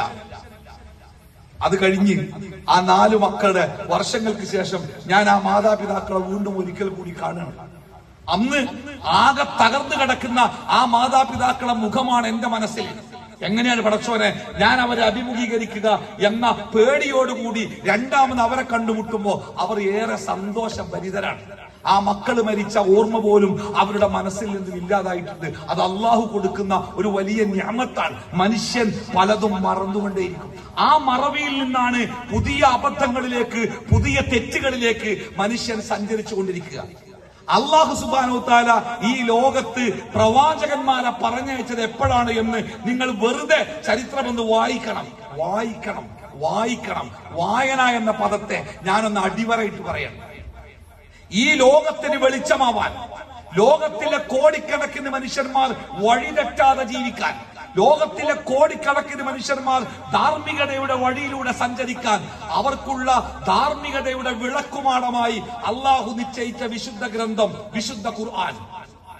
ആ വിശുദ്ധ ഖുർആൻ ഈ ലോകത്തിനോട് കൽപ്പിക്കുന്ന ഒന്നാമത്തെ കൽപ്പന എന്താ? ജബലുന്നൂറിന്റെ മുകളിൽ ഇറാ ഗുഹയിലിരിക്കുന്ന പ്രവാചകന്റെ മുമ്പിലേക്ക് ആകാശത്ത് നിന്ന് ജിബ്രീൽ ഇറങ്ങി വന്ന് പ്രവാചകന്റെ വാരിയെല്ലുകൾ കോർത്തുപോകുമാറ് പ്രവാചകനെ അമർത്തിപ്പിടിച്ച ശേഷം പ്രവാചകന് ഓതിക്കൊടുത്ത ആ വിശുദ്ധ ഖുർആനിലെ ഒന്നാമത്തെ കൽപ്പന നിങ്ങൾക്ക് ഓർമ്മയുണ്ടോ? നിങ്ങൾ നിസ്കരിക്കണമെന്ന, നിങ്ങളെല്ലാവരും നിസ്കരിക്കണമെന്ന ഖുർആന്റെ ഒന്നാമത്തെ കൽപ്പന. നിങ്ങൾ എല്ലാവരും നോമ്പ് നോൽക്കണമെന്ന ഖുർആന്റെ ഒന്നാമത്തെ കൽപ്പന? നിങ്ങൾ എല്ലാവരും ഹജ്ജിന് പോകണം എന്നതാണോ ഖുർആനിന്റെ ഒന്നാമത്തെ കൽപ്പന? നിങ്ങൾ സാധുക്കൾക്കൊക്കെ വീട് വെച്ച് കൊടുക്കണമെന്നാണോ ഖുർആനിന്റെ ഒന്നാമത്തെ കൽപ്പന? എന്തേ ബിസ്മില്ലാഹിർ റഹ്മാനിർ റഹീം അള്ളാഹു ഒന്നാമത്തെ കൽപ്പന കൽപ്പിച്ചത് എന്താ? നിങ്ങൾക്ക് എല്ലാവർക്കും അറിയില്ലേ? എന്താ അർത്ഥം? നീ വായിക്കണം. ഖുർആൻ ലോകത്തിന് വെളിച്ചമായ ഏതൊരു കൂരിരുട്ടിലും മനുഷ്യരെ മുന്നോട്ട് കൊണ്ടുപോകാൻ മാത്രം പ്രകാശഗോപുരമായ ഖുർആൻ മനുഷ്യർക്ക് ആവശ്യമായ നിർദ്ദേശങ്ങൾ നൽകുന്നിടത്ത് ഒന്നാമത്തെ നിർദ്ദേശം അതാ. അത് നമ്മൾ മറന്നിട്ടുണ്ട്. വായന. ലോകത്തിലെ മനുഷ്യനെ നന്മയിലേക്കും പുരോഗതിയിലേക്കും നയിക്കാൻ വായനയോളം മനുഷ്യന് കൂട്ടായ മറ്റൊരു സംഗതി പ്രപഞ്ചത്തിൽ ഒരിക്കലും ഉണ്ടായിട്ടില്ല. അതുകൊണ്ട് ആ ഖുർആനിന്റെ ഒന്നാമത്തെ കൽപ്പന വായനയായത്. അതുകൊണ്ട് പ്രിയപ്പെട്ടവരെ, വായന മരിക്കരുത്, വായനയെ കൊല്ലരുത്. നമ്മൾ വായിക്കണം, വായിച്ചുകൊണ്ടേയിരിക്കണം. വായനയിലൂടെയാണ് മനുഷ്യന്റെ മനസ്സിലേക്ക് അറിവുകളുടെ വേലിയേറ്റം ഉണ്ടാകുന്നത്. അതുകൊണ്ട് വായിക്കാൻ. ആധുനികതയുടെ കാലത്ത്, മൊബൈൽ ഫോണുകളുടെ കാലത്ത്, AI ടെക്നോളജിയുടെ കാലത്ത് വായന മരിച്ചുപോയി എന്ന് പറയപ്പെടുന്ന കാലത്ത് ആ വായനയെ നമ്മൾ പുനർജീവിപ്പിക്കണം. വായിക്കണം. വായനയിലൂടെ നമുക്ക് ലഭിക്കുന്ന നേട്ടങ്ങൾ കുറച്ചൊന്നുമല്ല കേട്ടോ. ഒരു പുസ്തകം നിങ്ങൾ വായന തുടങ്ങിയാൽ ആ തുടങ്ങിയ വ്യക്തിയല്ല ആ പുസ്തകം വായിച്ച് അവസാനിപ്പിക്കുന്നത് എന്ന് പറയാറുണ്ട്. എന്തായാലും അർത്ഥം അറിയോ? ആ പുസ്തകം വായിച്ചു തീരുമ്പോഴേക്ക് ആ പുസ്തകം ആ വായിക്കുന്ന വ്യക്തിയുടെ മനസ്സിനെ വലിയ രൂപത്തിൽ മാറ്റിയിട്ടുണ്ടാവും. അറിവുകളാണത്. വായനയിലൂടെ ലഭിക്കുന്ന അറിവുണ്ടല്ലോ, ആ അറിവ് വേറെ ഒരു രൂപത്തിലും മനുഷ്യന് കരസ്ഥമാക്കാനാവുകയില്ല. അതുകൊണ്ട് വായിക്കണം. ആ വായനയിൽ നിങ്ങൾ ഉൾപ്പെടുത്തേണ്ട ഒരു സംഗതിയാണ് ഞാൻ സൂചിപ്പിച്ചത്. അല്ലാഹു സുബ്ഹാനഹു വ തആല എപ്പോഴാണ് ഈ ലോകത്തിലേക്ക് പ്രവാചകന്മാരെ പറഞ്ഞയച്ചത്? മനുഷ്യന്മാര് പട്ടിണി കൊണ്ട് കഷ്ടപ്പെട്ട കാലത്താ? ഏത് കാലത്താണ്, ഏത് സാഹചര്യത്തിലാണ് അല്ലാഹു ഈ ലോകത്തിലേക്ക് പ്രവാചകന്മാരെ പറഞ്ഞയച്ചത്? ഉത്തരം കൃത്യമാണ്. ഓരോ പ്രവാചകന്മാരെയും അല്ലാഹു ഈ ലോകത്തിലേക്ക് പറഞ്ഞയക്കുന്നത് അതത് കാലഘട്ടങ്ങളിലെ ജനത തിന്മകളിൽ, അതിക്രമങ്ങളിൽ, അധാർമികതകളിൽ ആപതിച്ചു പോയ കാലത്താ അല്ലാഹു പ്രവാചകന്മാരെ പറഞ്ഞയച്ചത്. എല്ലാ പ്രവാചകന്മാരെയും അവര് വന്ന കാലം പരിശോധിച്ചു നോക്കണ്ടേ? അതിക്രമങ്ങളുടെ വിളയാട്ടം നടക്കുന്ന കാലം. ആ കാലഘട്ടത്തിൽ ജീവിക്കുന്ന ആളുകളെ ആ തിന്മകളിൽ നിന്ന് രക്ഷപ്പെടുത്തി സംസ്കരിക്കുക എന്നതാണ് പ്രവാചകന്മാരുടെ ദൗത്യം. എല്ലാവർക്കും വീടുണ്ടാക്കി കൊടുക്കലോ, എല്ലാവർക്കും ഭക്ഷണം കൊടുക്കലോ, എല്ലാവർക്കും മരുന്ന് കൊടുക്കലോ, വിദ്യാഭ്യാസം ഉണ്ടാക്കലോ, അതൊക്കെ അതിന്റെ ചെറിയ ഭാഗം. തെറ്റുകളിൽ ആപതിച്ച് കിടക്കുന്ന ജനങ്ങളെ സംസ്കരിക്കുക എന്നതാണ് പ്രവാചക ദൗത്യത്തിന്റെ ഏറ്റവും പ്രധാനപ്പെട്ട ദൗത്യം. ഇരുട്ടിൽ നിന്ന് വെളിച്ചത്തിലേക്ക് കൊണ്ടുവരിക.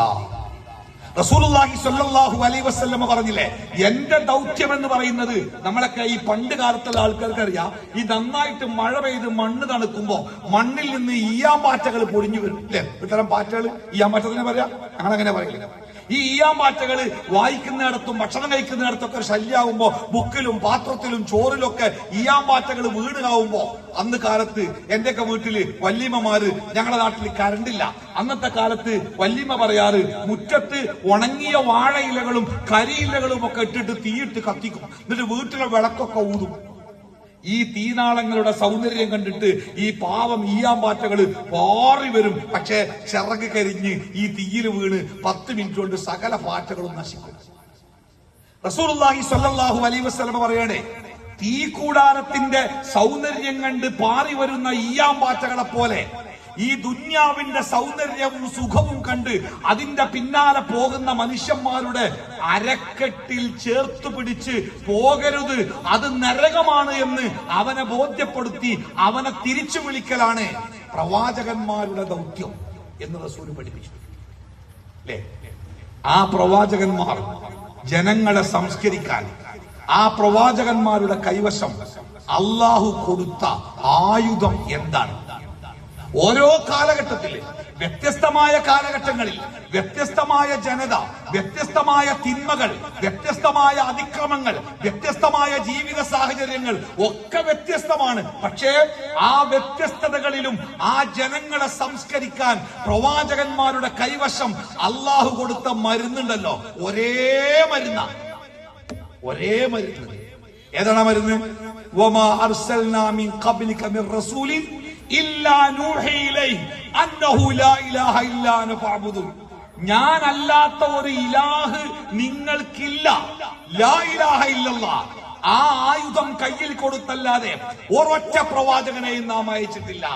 അഥവാ ഏത് കാലഘട്ടത്തിൽ, ഞാൻ പറയുന്നത് ശ്രദ്ധിക്കണം കേട്ടോ, നമ്മുടെയൊക്കെ നാട്ടിലുണ്ടല്ലോ, നമ്മുടെ കുടുംബത്തിലുണ്ടല്ലോ, നമ്മുടെ വീട്ടിലുണ്ടല്ലോ ഈ അധാർമികതയുടെ പിന്നാലെ ജീവിക്കുന്ന ആളുകൾ. നമ്മൾ പലപ്പോഴും സങ്കടപ്പെടാറില്ലേ? എങ്ങനെയാ പടച്ചോനെ ഓലെ ഒന്ന് മാറ്റുക? എന്താ ചെയ്യാ? പറഞ്ഞാ കേൾക്കുന്നില്ല, മദ്യപിക്കുന്നുണ്ട്, വേണ്ടാത്തരങ്ങളുണ്ട്, വൃത്തികേടുകളുണ്ട്, എന്താ ചെയ്യാ? കൗൺസിലിംഗ് ആണോ അതല്ല വേറെന്തെങ്കിലും ആണോ? സൈക്യാട്രി ആണോ? എന്താണ്? ആളുകളാകപ്പാടെ അങ്കലാപ്പിലാണ്. പഠിച്ചോളി, മനസ്സിലാക്കിക്കോളി. ലോകത്ത് ഏത് തിന്മയിൽ അകപ്പെട്ട സമൂഹത്തെയും സംരക്ഷിക്കാൻ, അവരെ സംസ്കരിക്കാൻ അല്ലാഹു സുബ്ഹാനഹു വ തആല പ്രവാചകന്മാരുടെ വശം കൊടുത്തയച്ച മരുന്നേതാരങ്ങള് ലാ ഇലാഹ ഇല്ലല്ലാഹയാണ്. ആ ലാ ഇലാഹ ഇല്ലല്ലാഹ് ലോകത്തുണ്ടാക്കിയ സംസ്കരണം പോലെ ഈ ലോകത്തെ സംസ്കരിക്കാൻ ഒരാശയത്തിനും ഒരു മരുന്നിനും സാധിച്ചിട്ടില്ല എന്നർത്ഥം. അത്ഭുതമായി തോന്നുന്നു നിങ്ങൾക്ക്? വെറുതെ പറയല്ല, ഞാൻ പറഞ്ഞുതരാം. മുഹമ്മദ് നബി സല്ലല്ലാഹു അലൈഹി വസല്ലമ അദ്ദേഹം മക്കയിൽ തന്റെ പ്രബോധനം ആരംഭിക്കുന്ന കാലത്ത്, ആ കാലഘട്ടത്തിന് പ്രത്യേകിച്ച് ഒരു പേര് തന്നെ ഉണ്ടല്ലേ, ജാഹിലിയ കാലഘട്ടം. എല്ലാ വൃത്തികേടുകളും എല്ലാ തോന്നിവാസങ്ങളും അഴിഞ്ഞാടിയ ഒരു കാലം. ഭംഗിക്ക് വേണ്ടി പറയാറുണ്ടേ, 3 W. ഒരു W വൈനാണ്, ലഹരി. രണ്ടാമത്തെ W വാറാണ്, യുദ്ധം. മൂന്നാമത്തെ W വുമൺ ആണ്, പെണ്ണ്. പെണ്ണും യുദ്ധവും ലഹരിയും രംഗം കൈയടക്കിയിരുന്ന ആ അക്രമത്തിന്റെയും അരാജകത്വത്തിന്റെയും കാലത്താണ് മുഹമ്മദ് മുസ്തഫ സല്ലല്ലാഹു അലൈഹി വസല്ലമയെ അള്ളാഹു പ്രവാചകനായി നിശ്ചയിച്ചത്. പ്രവാചകൻ രാജാവായിരുന്നില്ല. പ്രവാചകന് ശക്തമായ ഒരു സൈന്യത്തിന്റെ പിൻബലമുണ്ടായിരുന്നില്ല. പ്രവാചകൻ പണക്കാരനായിരുന്നില്ല. മക്കയിലെ കുന്നും ചെരുവുകളിൽ മക്കയിലെ മനുഷ്യന്മാരുടെ ആടുകളമേറ്റ് അതുകൊണ്ട് കിട്ടുന്ന ചെറിയ വരുമാനം കൊണ്ട് ഉപജീവനം നടത്തിയ പാവപ്പെട്ടവനായിരുന്നു ഹബീബ്. ആ പ്രവാചകൻ സല്ലല്ലാഹു അലൈഹി വസല്ലമ മക്കയിൽ ഉണ്ടാക്കിയ മാറ്റം. എങ്ങനെയാണ് പ്രവാചകൻ മക്കയിൽ മാത്രമല്ല, മദീനയിൽ മാത്രമല്ല, അതിന്റെ പരിസര പ്രദേശങ്ങളിൽ മാത്രമല്ല, ലോകത്ത് ഏതൊക്കെ വൻകരകളിൽ എവിടെയൊക്കെ മനുഷ്യന്മാർ പാർക്കുന്നുണ്ടോ ആ പ്രദേശങ്ങളിലേക്കൊക്കെ മാറ്റത്തിന്റെ കൊടുങ്കാറ്റാവാൻ പ്രവാചകന് സാധിച്ചത് എന്തുകൊണ്ടാണ്? നമ്മൾ ആലോചിച്ച് നോക്കിയിട്ടുണ്ടോ? എന്തായിരുന്നു പ്രവാചകന്റെ പ്രത്യേകത? അത് അല്ലാഹു സുബ്ഹാനഹു വ തആല വിശുദ്ധ ഖുർആനിൽ സൂറത്തുൽ ജുമുഅയുടെ 2-ാമത്തെ ആയത്തിലൂടെ നമ്മളെ പഠിപ്പിക്കാം. هو الذي بعث في الأميين رسولا منهم يتلو عليهم آياته ويزكيهم ويعلمهم الكتاب والحكمة. റസൂലുള്ളാഹി സ്വല്ലല്ലാഹു അലൈഹി വസല്ലമ ആ സമൂഹത്തെ എങ്ങനെയാണ് പരിവർത്തിപ്പിച്ചത്? യത്ലു അലൈഹിം ആയാതി, അല്ലാഹുവിന്റെ വചനങ്ങൾ അവർക്ക് ഓതിക്കൊടുത്തു. വയുസക്കീഹിം, ആ വചനങ്ങളിലൂടെ അവരെ സംസ്കരിച്ചു. വയുഅല്ലിമുഹും, അവർക്ക് പ്രവാചകൻ പഠിപ്പിച്ചു കൊടുത്തു. അൽ കിതാബ, ആ വേദഗ്രന്ഥം. വൽ ഹിക്മത, അതിന്റെ വിശദീകരണം. നോക്കൂ നിങ്ങൾ, വിശുദ്ധ ഖുർആൻ ഓതിക്കൊടുത്തു, അതവർക്ക് പഠിപ്പിച്ചു കൊടുത്തു, അതിലൂടെ അവരെ സംസ്കരിച്ചു. ആ പ്രവാചകൻ ആ ജനതയെ തുല്യതയില്ലാത്ത ഒരു ജനസമൂഹമാക്കി മാറ്റി നടത്തുന്നു. ലോകത്ത് ഏറ്റവും വലിയ പരിവർത്തനം ഉണ്ടാക്കിയ 100 ആളുകളുടെ ചരിത്രം എഴുതിയപ്പോ അതിൽ ഒന്നാമനായിട്ട് എഴുതിയത് മുഹമ്മദ് നബിയുടെ പേരാണ്. അതിന്റെ കാരണം എന്താ പറഞ്ഞാൽ നിങ്ങള്? കുറഞ്ഞ കാലത്തിന്റെ ഉള്ളിൽ വെറും 23 കൊല്ലം. ആ 23 കൊല്ലത്തിൽ തന്നെ ആദ്യത്തെ 13 കൊല്ലം അതിക്രമത്തിന്റെയും അരാജകത്വത്തിന്റെയും പുറത്തിറങ്ങാൻ പറ്റാത്ത കാലമായിരുന്നു മക്ക ജീവിതകാലം. ശേഷമുള്ള 10 കൊല്ലക്കാലം ഇവിടെ ഈ പെരിങ്ങോട്ടുകര ശാഖ KNM-ന്റെ പ്രസിഡന്റായിട്ട് അല്ലെങ്കിൽ സെക്രട്ടറി ആയിട്ട് ഒരാളെ നമ്മൾ നിൽക്കുകയാണ്. 2 ടേം KNM-ന്റെ ഭാരവാഹികളുടെ ഒരു ടേം എന്ന് പറഞ്ഞാൽ 5 കൊല്ലാണ്. അവർ 2 ടേമില് KNM-ന്റെ പ്രസിഡന്റോ സെക്രട്ടറി ആയ ഒരാൾ, ആ ആൾക്ക് എന്ത് മാറ്റാണ് ഈ നാട്ടിൽ വരുത്താൻ കഴിയുക? 10 കൊല്ലം കൊണ്ട് ഒരു KNMന്റെ സെക്രട്ടറിയോ പ്രസിഡന്റോ അല്ലെങ്കിൽ ഏത് സംഘടന ആവട്ടെ അതിന്റെ സെക്രട്ടറിയോ പ്രസിഡന്റോ അയാൾക്ക് ഈ രാജ്യത്ത് എന്ത് മാറ്റാൻ വരുത്താൻ കഴിയാം? നമ്മുടെ സംസ്ഥാനം ഭരിക്കുന്ന മുഖ്യമന്ത്രി പ്രധാനമന്ത്രിമാർക്ക് ഒരു 10 കൊല്ലത്തെ സമയം ലഭിച്ചാൽ അവർക്ക് എന്ത് നേട്ടമാണ് അവരുടെ രാജ്യത്ത് വരുത്താൻ പറ്റുക? ഇക്കണ്ട സൗകര്യമൊക്കെ ഉണ്ടായിട്ട് ഈ സൗകര്യങ്ങളൊന്നുമില്ലാത്ത കാലത്ത് മൈക്കില്ല, സ്റ്റേജില്ല, കറണ്ടില്ല, വെളിച്ചല്ല, ഓഡിയോ വീഡിയോ സംവിധാനങ്ങളില്ല, ഊഷരമായ അറേബ്യയുടെ മരുഭൂമി, 4 ഭാഗത്തും മൊട്ടക്കുന്നുകൾ കാവൽ നിൽക്കുന്ന, ഒച്ച വെച്ചാൽ പുറത്ത് കേൾക്കാത്ത ആ ഊഷരമായ മരുഭൂമിയിൽ ഒട്ടകപ്പുറത്ത് കയറി നിന്ന്, പാറപ്പുറത്ത് കയറി നിന്ന് അള്ളാഹുവിന്റെ ഹബീബ് ഒരു ലോകത്തെ മുഴുവനും സംസ്കരിച്ചു. ഒരു ശാഖയല്ല, ഒരു മണ്ഡലം കമ്മിറ്റിയല്ല, ഒരു ജില്ലാ കമ്മിറ്റിയല്ല, ഒരു സംസ്ഥാന കമ്മിറ്റിയല്ല, ലോകത്തെ മുഴുവനും സംസ്കരിക്കുന്ന സംസാരങ്ങൾ സംസാരിച്ചു. അത്ര അത്ഭുതല്ലേ?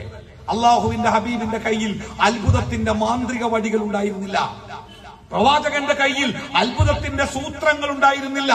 അള്ളാഹു തആല കൃത്യമായിട്ട് പറഞ്ഞത് യത്ലു അലൈഹിം ആയാതി, അള്ളാഹുവിന്റെ ആയത്തുകൾ ഓതിക്കൊടുത്തു, റബ്ബിന്റെ വചനങ്ങൾ ഓതിക്കൊടുത്തു.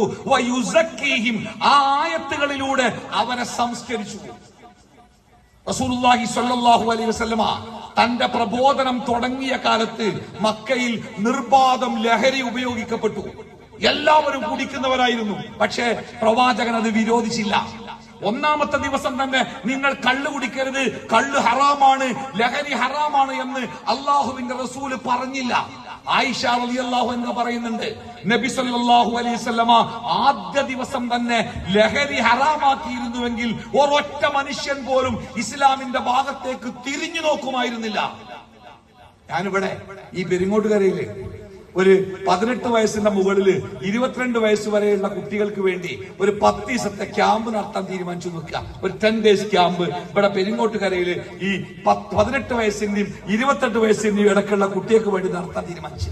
എല്ലാ ദിവസവും നല്ല ഫുഡും നല്ല പ്രോഗ്രാമുകളൊക്കെ ഞാൻ പരസ്യം ചെയ്ത് അങ്ങനെ ഒരു 500 കുട്ടികൾ ബുക്ക് ചെയ്ത് ക്യാമ്പിൽ പങ്കെടുക്കാൻ. അങ്ങനെ ക്യാമ്പിന്റെ തലേ ദിവസം ഞാൻ ക്യാമ്പിന്റെ പ്രധാനപ്പെട്ട കണ്ടീഷനുകൾ എഴുതി അറിയിച്ചപ്പോ അതിലൊന്നെന്താ കാര്യങ്ങള്, ക്യാമ്പ് നടക്കുന്ന 10 ദിവസങ്ങളിൽ ഒരൊറ്റ കുട്ടിയും മൊബൈൽ ഫോൺ തൊടാൻ പാടില്ല എന്ന് ഞാൻ പറഞ്ഞാൽ എന്റെ ക്യാമ്പിൽ എത്ര കുട്ടികളുണ്ടാവും? 500 കുട്ടികൾ പേര് രജിസ്റ്റർ ചെയ്ത ക്യാമ്പില് എത്ര കുട്ടികൾ 10 ദിവസം മൊബൈൽ തൊടാതെ എന്റെ ക്യാമ്പിൽ വന്നിരിക്കാണ്ടാവും? ഒറ്റന്നുണ്ടാവും അല്ലെ? ആയിഷ റളിയല്ലാഹു അൻഹ പറയാണ്, റസൂലുള്ളാഹി സ്വല്ലല്ലാഹു അലൈഹി വസല്ലമ തന്റെ പ്രബോധനത്തിന്റെ ആദ്യ നാളുകളിൽ ലഹരി ഹറാമാക്കിയിരുന്നു എങ്കിൽ അള്ളാഹുവിന്റെ ദീനിലേക്ക് ഒരൊറ്റ ഒരുത്തം തിരിഞ്ഞു നോക്കൂല. പക്ഷെ പ്രവാചകൻ എന്താ ചെയ്തത്? പ്രവാചകൻ അവർക്ക് അള്ളാഹുവിനെ കുറിച്ച് പഠിപ്പിച്ചു കൊടുത്തു. ആരാണ് അള്ളാഹു? അള്ളാഹുവും നമ്മളും തമ്മിലുള്ള ബന്ധം എന്താണ്?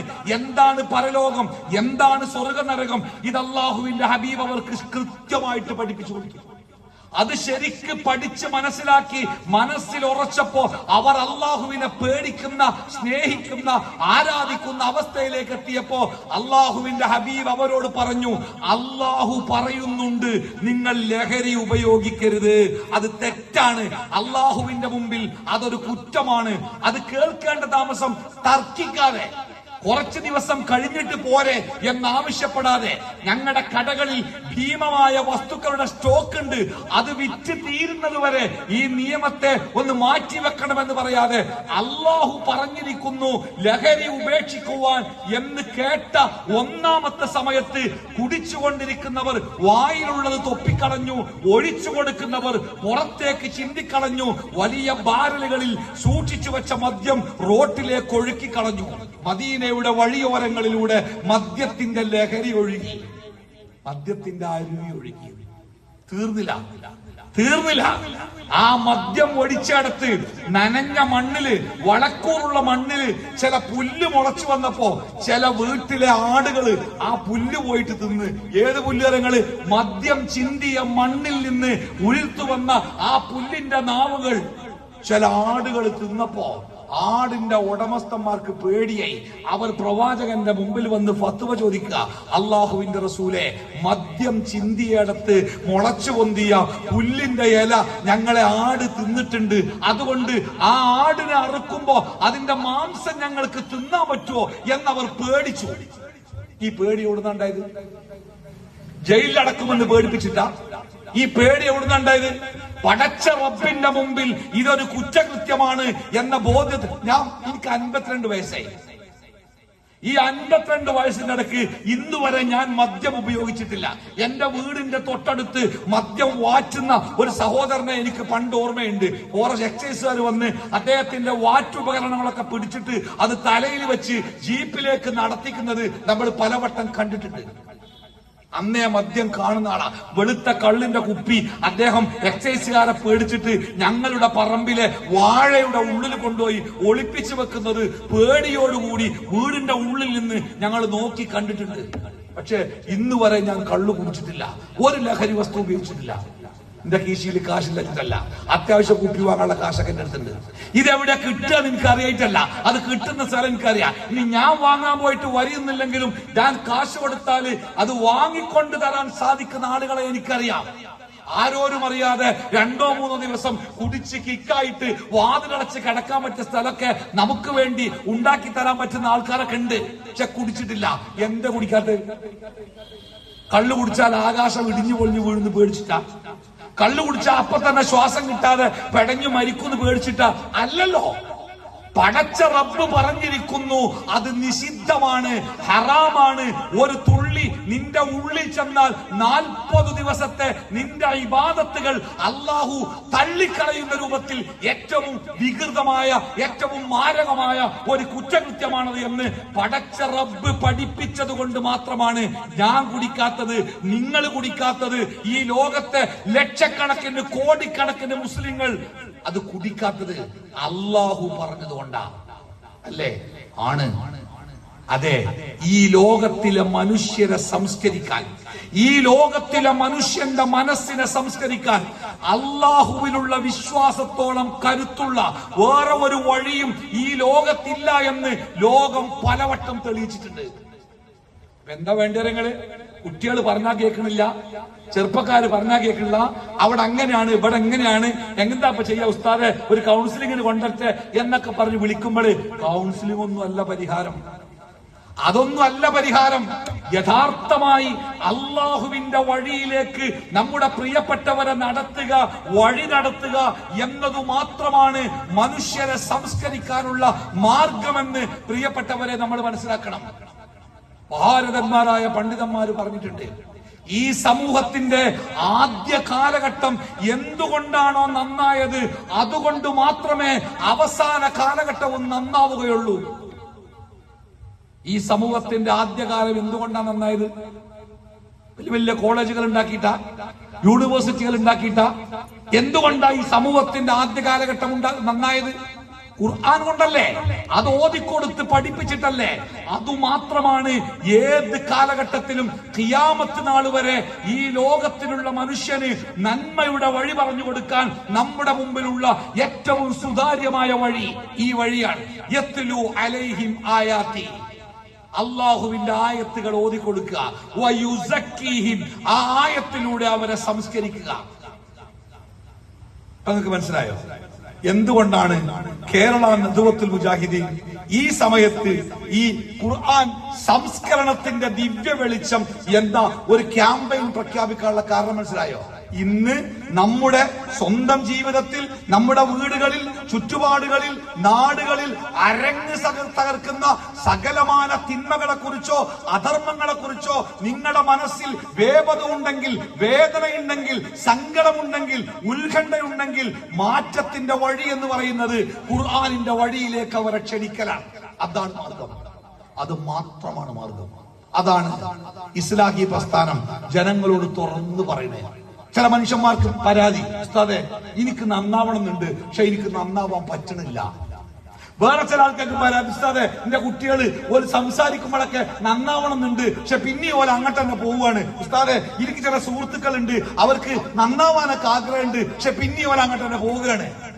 നന്നാവണമെന്ന് ആഗ്രഹിക്കുന്നവരെ നന്നാക്കണമെന്ന് ആഗ്രഹിക്കുന്നവരെ രണ്ടു കൂട്ടരുടെയും മുമ്പിൽ ഒരൊറ്റ ഉത്തരമാണ് വിശുദ്ധ ഖുർആൻ. ലോകത്ത് ഖുർആനിനോളം മനുഷ്യനെ സ്വാധീനിച്ച, ഖുർആനിനോളം മനുഷ്യന്റെ ജീവിതത്തെ സ്വാധീനിച്ച, ഖുർആനിനോളം മനുഷ്യന്റെ വിശ്വാസത്തെ സ്വാധീനിച്ച അവരെന്താണ്? ലോകത്ത് കുറെ മതങ്ങളുണ്ട്. ഇസ്ലാമിനേക്കാൾ എണ്ണപ്പെരുപ്പത്തിൽ ആളെണ്ണമുള്ള മതങ്ങളുണ്ട്. ആ മതങ്ങളൊക്കെ പ്രചരിച്ചത് എങ്ങനെയാണ് എന്ന് അന്വേഷിക്കുമ്പോഴാണ് ഭരണകൂടങ്ങളും രാജാക്കന്മാരുമൊക്കെ ആ പ്രചരണത്തിന്റെ ഏറ്റവും വലിയ ഉപാധികളായി മാറിയത്. അല്ലേ? ഇസ്ലാമിന് അങ്ങനെ ഒരു പിൻബലം കിട്ടിയിട്ടില്ല. നിങ്ങൾ ഇന്ത്യ ചരിത്രം വായിച്ചു നോക്കി. നൂറ്റാണ്ടുകൾ, 900-ലേറെ വർഷം ഇന്ത്യ രാജ്യം മുസ്ലിം പേരുള്ള രാജാക്കന്മാര് ഭരിച്ചിട്ട് ഏതെങ്കിലും ഒരു രാജവംശത്തിന്റെ ഭരണകാലത്ത്, ഏതെങ്കിലും ഒരു രാജാവിന്റെ ഭരണകാലത്ത് ആ രാജാവിന്റെ ഉത്തരവാദിത്തമായി മതപ്രബോധനം എന്നത് ഈ രാജ്യത്ത് ഏതെങ്കിലും ഒരു രാജാവ് നടപ്പിലാക്കിയിട്ടുണ്ടോ നോക്കണ്ടി. ഇല്ല എന്ന ഉത്തരം കിട്ടാ. ഇല്ല എന്ന ഉത്തരം കിട്ടാ. ബ്രിട്ടീഷുകാർ ഇന്ത്യ ഭരിച്ചപ്പോ ക്രിസ്തു മതത്തിന്റെ പ്രചാരണം എത്ര ശക്തമായിട്ടാണ് ഇന്ത്യയിൽ നടന്നത് എന്നതിന്റെ തെളിവല്ലേ നമ്മുടെ പട്ടണ പ്രദേശങ്ങളിലും പൊന്നിനു വിലയുള്ള പ്രദേശങ്ങളിലുമൊക്കെ ഉയർന്നു നിൽക്കുന്ന ക്രൈസ്തവ കേന്ദ്രങ്ങളിൽ അധികവും വെള്ളക്കാരന്റെ സംഭാവനകളാണ്. മതപ്രബോധനം അവരുടെ ലക്ഷ്യമായിരിക്കും. ഇന്ത്യ ഭരിച്ച ഒരൊറ്റ മുസ്ലിം രാജാക്കന്മാരുണ്ട്. അത് മുഗൾ സാമ്രാജ്യമാവാം, ഖിൽജി വംശമാവാം, അടിമ വംശമാവാം, ലോധി വംശമാവാം, ഏതൊക്കെ വംശങ്ങളുണ്ടോ നിങ്ങൾ വെറുതെ ഒന്ന് വായിച്ചു നോക്കി. എവിടെയെങ്കിലും ഏതെങ്കിലും ഒരു രാജവംശം മതപ്രബോധനം ഒരു ലക്ഷ്യമായി ഈ രാജ്യത്ത് പ്രബോധനം നടത്തിയിട്ടുണ്ടോ? ഇല്ല. പല സംസ്ഥാന ഇന്ത്യ രാജ്യത്തിന്റെ മഹാഭൂരിപക്ഷവും മുസ്ലിം രാജാക്കന്മാരുടെ കീഴിലായിരുന്ന കാലത്ത് ഇന്ത്യയിലെ മുസ്ലിം ജനസംഖ്യ 1% താഴെയായിരുന്നു. അതും അറിയണം. പിന്നെ എന്നാണ് ഇന്ത്യയിലെ മുസ്ലിം ജനസംഖ്യയിൽ മാറ്റമുണ്ടായത് എന്നത് ചരിത്രത്തിലൂടെ നമുക്ക് വായിച്ചെടുക്കാൻ പറ്റും. അത് മറ്റൊരു കാര്യം. ഞാൻ സൂചിപ്പിച്ചത് ഇസ്ലാം ലോകത്ത് പടർന്നു പിടിച്ചത് ഏതെങ്കിലും രാജാക്കന്മാരുടെ ശക്തി കൊണ്ടോ അവരുടെ പോരാട്ടത്തിന്റെ ഫലമായിട്ടോ അല്ല. കേരളക്കരയിലേക്ക് ഇസ്ലാം കടന്നു വന്നത് ഈ കൊടുങ്ങല്ലൂരിൽ കച്ചവടക്കാരായിട്ട് വന്ന അറബികളിലൂടെയാണ് എന്നും ആ അറബികൾ ഒരിടത്തു പോലും മതം പ്രചരിപ്പിക്കാൻ പ്രസംഗങ്ങളോ സമ്മേളനങ്ങളോ സെമിനാറുകളോ പോരാട്ടങ്ങളോ നടത്തിയിട്ടില്ല. അവരുടെ ജീവിതത്തിന്റെ മനോഹാരിത കണ്ടാണ് ഇസ്ലാമിലേക്ക് ആളുകൾ കടന്നു വന്നത് എന്ന് നമ്മൾ ചരിത്രത്തിൽ വായിച്ചിട്ടുണ്ട്. അല്ലേ? അപ്പോ എന്റെ പ്രിയപ്പെട്ടവരോട്, ഖുർആൻ സംസ്കരണത്തിന്റെ ദിവ്യ വെളിച്ചം. എന്താ ദിവ്യ വെളിച്ചം എന്ന് പറയാൻ കാരണം?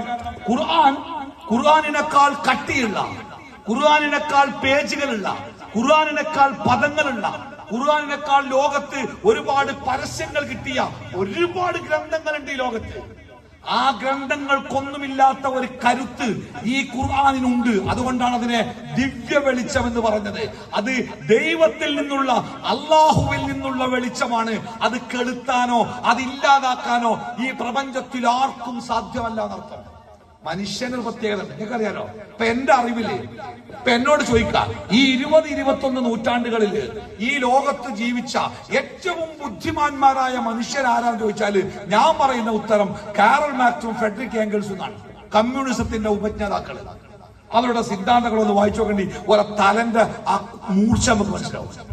പക്ഷേ ഒരു പുരുഷായുസ് പോലും നിലനിൽക്കാനാവാതെ ആ ആശയങ്ങൾ ഗ്ലാസ്നോസ്റ്റും പെരിസ്ട്രോയിക്കയുമായി അത് മാറ്റി എഴുതേണ്ടി വന്നത് എന്തുകൊണ്ടാണ്? നിങ്ങൾ ഓല കുറ്റം പറയണ്ട, കാറൽ മാർക്സിനെയോ ഫെഡറിക് ഏംഗൽസിനെയോ കുറ്റപ്പെടുത്തണ്ട. അവർ ജീവിക്കുന്ന കാലഘട്ടത്തെയും സമൂഹത്തെയും സാമൂഹ്യ സാധ്യതകളെയും മുന്നിൽ വെച്ചുകൊണ്ട് മാത്രമേ നിയമങ്ങൾ ആവിഷ്കരിക്കാൻ പറ്റൂ. അത് മാറി വരുന്ന മറ്റൊരു കാലത്തേക്ക് വരുമ്പോ ഈ നിയമങ്ങൾ മാറ്റി എഴുതേണ്ടി വരും. അത് സാധാരണമാണ്. ഇന്ത്യ രാജ്യത്തിന്റെ ഭരണഘടന ഉണ്ടാക്കിയത് ഡോക്ടർ BR അംബേദ്കറുടെ കീഴിലുള്ള ഒരു വലിയ കമ്മിറ്റിയാണ്. ദിവസങ്ങളും മാസങ്ങളും കഠിനാധ്വാനം ചെയ്ത് ഈ ലോകത്തിലെ പല രാജ്യങ്ങളുടെയും ഭരണഘടന നിവർത്തിവെച്ച് അതിൽ നിന്ന് നമുക്ക് കടമെടുക്കാവുന്ന നിയമങ്ങൾ കടമെടുത്താണ് നമ്മളെ ഭരണഘടന ഉണ്ടാക്കിയത്. ലോകത്തിലെ ഏറ്റവും നല്ല ഭരണഘടന എന്ന് അതിനെ വിശേഷിപ്പിക്കാം. പക്ഷേ ഇപ്പോ നമ്മുടെ ഭരണഘടനയുടെ ബുക്ക് ഇവിടെ അങ്ങനെ വെച്ചാല് അതിന്റെ എടുത്ത് അതിനേക്കാൾ കട്ടിലൊരു ബുക്ക് വേറെ ഉണ്ടാവും. അതെന്താ? നിങ്ങള് ഭരണഘടനാ ഭേദഗതി. ഭരണഘടനാ ഭേദഗതി എന്താ? ഭരണഘടനാ ഭേദഗതി അംബേദ്കറുടെ കാലത്ത് അവർ എഴുതിയുണ്ടാക്കിയ രാജ്യത്തിന് ഗുണകരമാകേണ്ട പല നിയമങ്ങളും ആളുകളും ജീവിത സാഹചര്യങ്ങളും മാറിയപ്പോ ആ നിയമങ്ങൾ രാജ്യസഭയുടെയും ലോകസഭയുടെയും അംഗീകാരത്തോടുകൂടി ആ നിയമങ്ങളിൽ മാറ്റം വരുത്തേണ്ടി വന്നു. 950-ലല്ലേ 948-ലാണ് ഭരണഘടന ഉണ്ടാക്കാൻ തുടങ്ങിയത്. 50-ലാണ് അത് പൂർത്തിയാക്കിയത്. 950 കഴിഞ്ഞ് 2026 ആകുമ്പോ 75 കൊല്ലത്തിന്റെ ഇടയ്ക്ക് എത്ര ഭരണഘടനകൾ മാറ്റി? എന്താ മാറ്റാൻ കാരണം? അത് ഭരണഘടന ഉണ്ടാക്കിയ അംബേദ്കറുടെ കീഴിലുള്ള ആ കമ്മിറ്റിയുടെ കുറവ് കൊണ്ടല്ല. ഏതൊരു മനുഷ്യനും ഒരു നിയമം ഉണ്ടാക്കുമ്പോൾ അവന്റെ മുമ്പിലുള്ള സാഹചര്യങ്ങൾക്കനുസരിച്ച് അവന് നിയമം ഉണ്ടാക്കാൻ പറ്റൂ. ഭാവിയെ കുറിച്ച് അവൻ അറിയില്ല. അതുകൊണ്ടാ എന്റെ ഒരു സുഹൃത്ത് പറഞ്ഞു, അയാൾ ഈ സ്വർണത്തിന് വില കൂടിക്കൊണ്ടിരുന്ന ഫസ്റ്റ് സമയത്ത് അദ്ദേഹത്തിന്റെ കയ്യിൽ കുറച്ച് ക്യാഷ് ഉണ്ടായിരുന്നു. അപ്പൊ അദ്ദേഹത്തിന്റെ ഭാര്യ പറഞ്ഞത്രേ, നമുക്കൊരു സ്വർണം വാങ്ങിയിട്ടല്ല, സ്വർണത്തിന് വില കൂടുന്നുണ്ട്. അപ്പൊ അദ്ദേഹത്തിന് പരിചയമുള്ള നാട്ടിലെ പ്രഗത്ഭനായ ഒരു ഹോൾസെയിൽ സ്വർണ്ണ കച്ചവടക്കാരുണ്ട്. അദ്ദേഹത്തോട് ചോദിച്ചത്രേ, ഞാൻ ഇതിന്റെ അടുത്ത് കുറച്ച് പൈസ ഉണ്ട്, കുറച്ച് സ്വർണം വാങ്ങിയിട്ടാലോന്ന് ആഗ്രഹിക്കുന്നുണ്ട്. അപ്പൊ അദ്ദേഹം പറഞ്ഞു, വാങ്ങണ്ട, സ്വർണത്തിന്റെ ഈ വിലക്കയറ്റം ഒരു മാസത്തിലേറെ ഉണ്ടാവില്ല, ഒന്നായിട്ട് തലകുത്തന വീഴാൻ പോവുകയാണ്. അദ്ദേഹത്തിന്റെ ഉപദേശം കേട്ട് സ്വർണം വാങ്ങിയില്ല. ഇപ്പോ 1 ലക്ഷം കഴിഞ്ഞ് 1.30, 1.50 ഒക്കെ ആയപ്പോ ഇയാള് മറ്റേയാൾ പോയി കുറ്റം പറഞ്ഞു, നിങ്ങൾ എന്ത് മനുഷ്യനാ, ഞങ്ങളോട് ചോദിച്ചിട്ടല്ലേ, അപ്പൊ നിങ്ങൾ എന്താ പറഞ്ഞത്? അപ്പൊ അയാൾ പറയാ, ഞങ്ങൾ അങ്ങനെ കണക്കൂട്ടിയത്. അയാളെ കുറ്റം പറയണ്ട. അദ്ദേഹത്തിന്റെ മുമ്പിലുള്ള സാഹചര്യങ്ങൾ മുമ്പിൽ വെച്ച കാര്യങ്ങൾ പറയാ. പ്രപഞ്ചത്തിന്റെ തുടക്കം മുതൽ പ്രപഞ്ചത്തിന്റെ ഒടുക്കം വരെ ഈ ലോകത്ത് എന്തൊക്കെ കാര്യങ്ങൾ നടക്കുമോ അത് മുഴുവനും അറിയുന്ന ഒരാൾക്ക് മാത്രമേ മാറ്റമില്ലാത്ത നിയമങ്ങൾ ഉണ്ടാക്കാൻ പറ്റുള്ളൂ. അങ്ങനത്തെ ഒരൊറ്റ ശക്തിയുള്ളൂ, അത് പടച്ച റബ്ബാ. അതുകൊണ്ടാണ് പടച്ച റബ്ബിന്റെ നിയമങ്ങൾ ഖിയാമത്ത് നാൾ വരെ മാറ്റമില്ലാത്ത നിയമങ്ങളായി തുടരും എന്ന് പറയാനുള്ള കാരണം. കുറച്ചു മുമ്പ്, ഒരു 2 മാസം മുമ്പ് നമ്മളാർക്കെങ്കിലും ഫോൺ ചെയ്യുകയാണെങ്കിൽ നമ്മുടെ കാതിലേക്ക് ഈ പിന്നെ ശബ്ദമായിട്ട് വരുന്ന ഒരു സംഭാഷണം ഉണ്ടായിരുന്നു. കോടതിയിൽ നിന്നോ അല്ലെങ്കിൽ ജഡ്ജിയിൽ നിന്നോ അല്ലെങ്കിൽ ബാങ്കിൽ നിന്നോ അല്ലെങ്കിൽ വേറെ എവിടെ നിന്നോ ആണ് എന്ന രൂപത്തിൽ ഒരു സന്ദേശം നിങ്ങൾക്ക് വന്നാൽ അല്ലേ, പെട്ടെന്ന് എടുത്തു ചാടി അതിന്റെ പിന്നാലെ പോകരുത്. തൊട്ടടുത്ത പോലീസ് സ്റ്റേഷനിൽ വിവരം അറിയിക്കുക, കാര്യത്തെക്കുറിച്ചൊന്ന് ആലോചിക്കുക വേണമെന്നാണ് ആ ശബ്ദ സന്ദേശം.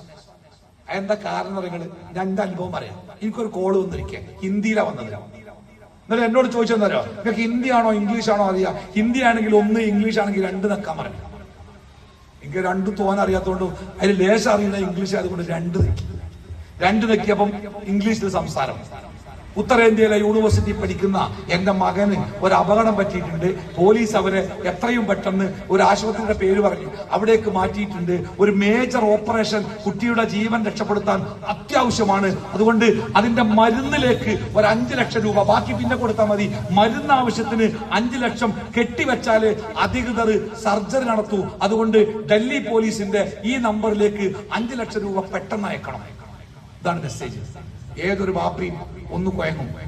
ഞാൻ അയച്ചില്ല, അയക്കാൻ എന്താ നിങ്ങള്? അതിന്റെ തൊട്ട് തലേ ദിവസം എന്റെ ഫേസ്ബുക്കിൽ ഒരു സുഹൃത്തിന്റെ കത്തുണ്ടായിരുന്നു. ഇതേപോലത്തെ ഒരു മെസ്സേജ് അയാൾക്ക് വന്ന് അയാൾ പെട്ടെന്ന് പൈസ എവിടുന്നൊക്കെയോ സംഘടിപ്പിച്ച് അയച്ചു കൊടുത്ത് പിന്നെ അന്വേഷിച്ചപ്പോഴാണ് മനസ്സിലായത് അതൊരു ട്രാപ്പായിരുന്നു.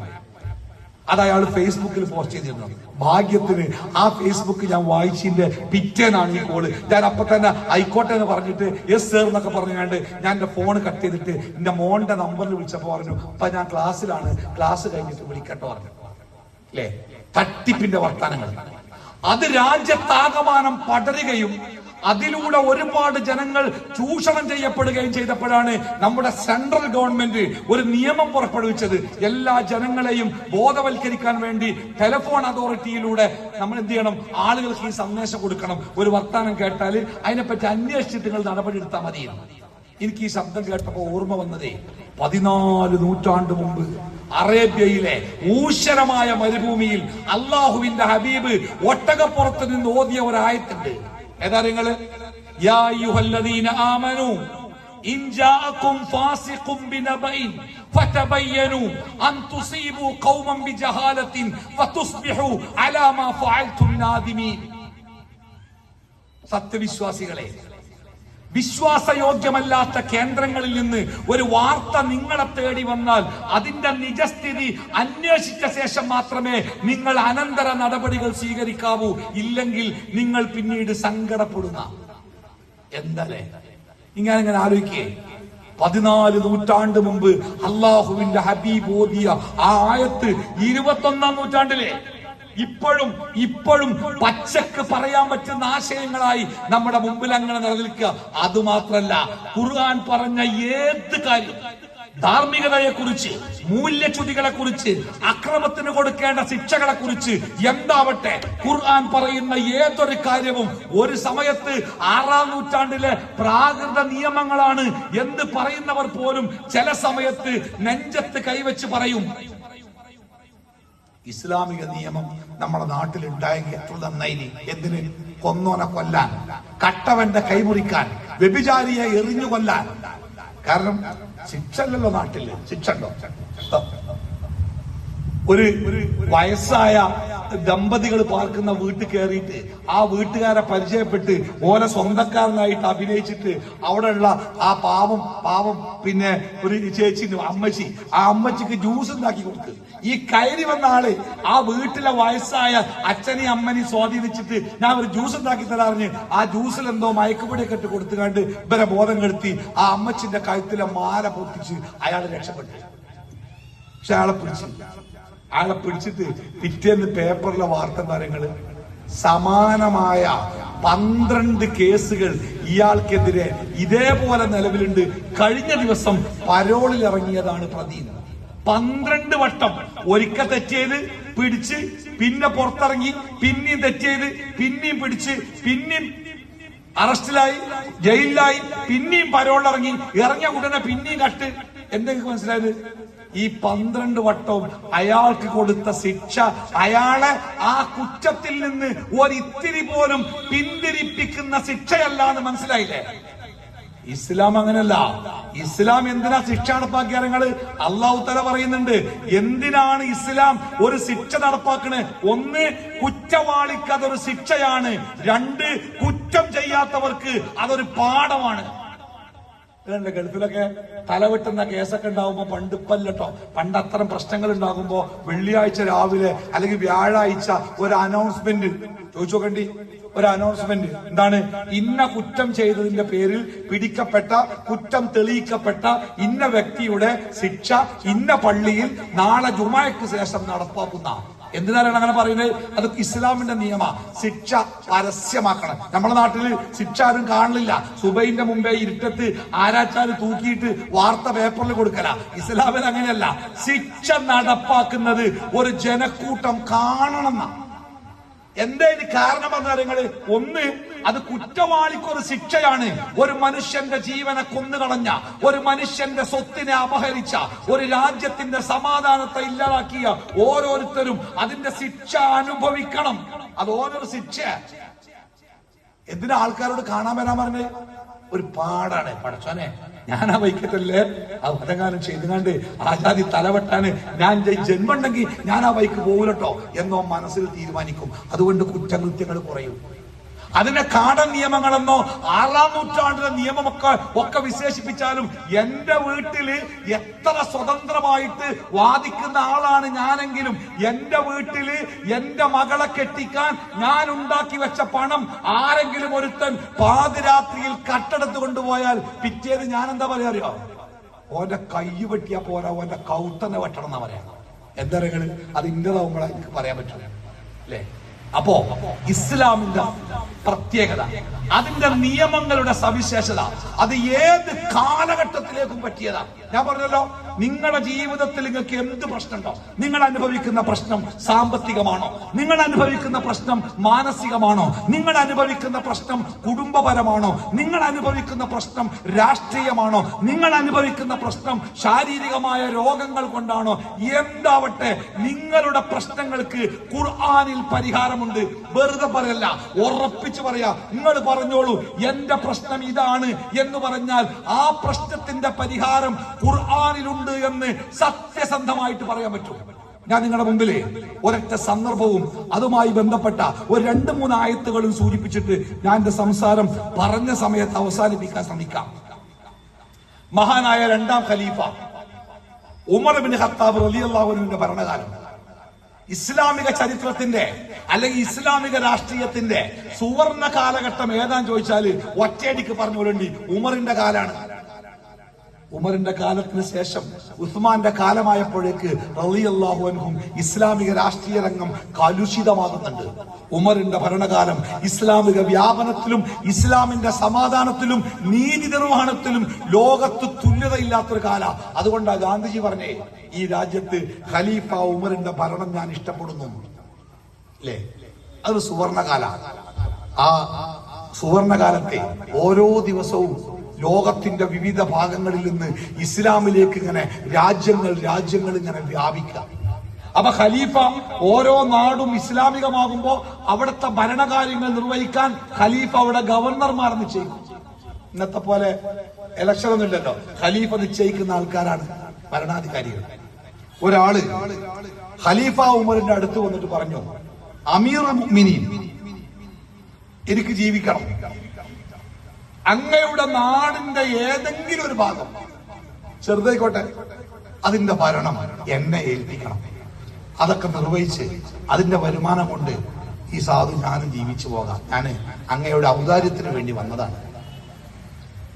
ഖലീഫ ഉമർ അദ്ദേഹത്തോട് ചോദിച്ചു, നിങ്ങൾക്ക് ഖുർആൻ അറിയോ? നിങ്ങൾ ഖുർആൻ പഠിച്ചിട്ടുണ്ടോ? അദ്ദേഹം പറഞ്ഞു, കുറച്ച്. തോന്നുന്നില്ല, കുറച്ച്. അപ്പൊ ഖലീഫ ഉമർ പറഞ്ഞു, ഞങ്ങളുടെ നിയമപ്രകാരം ഒരു രാജ്യം ഭരിക്കണമെങ്കിൽ ഖുർആൻ പഠിക്കണം. കാരണം ഈ രാജ്യത്തിന്റെ ഭരണഘടന ഖുർആനാണ്.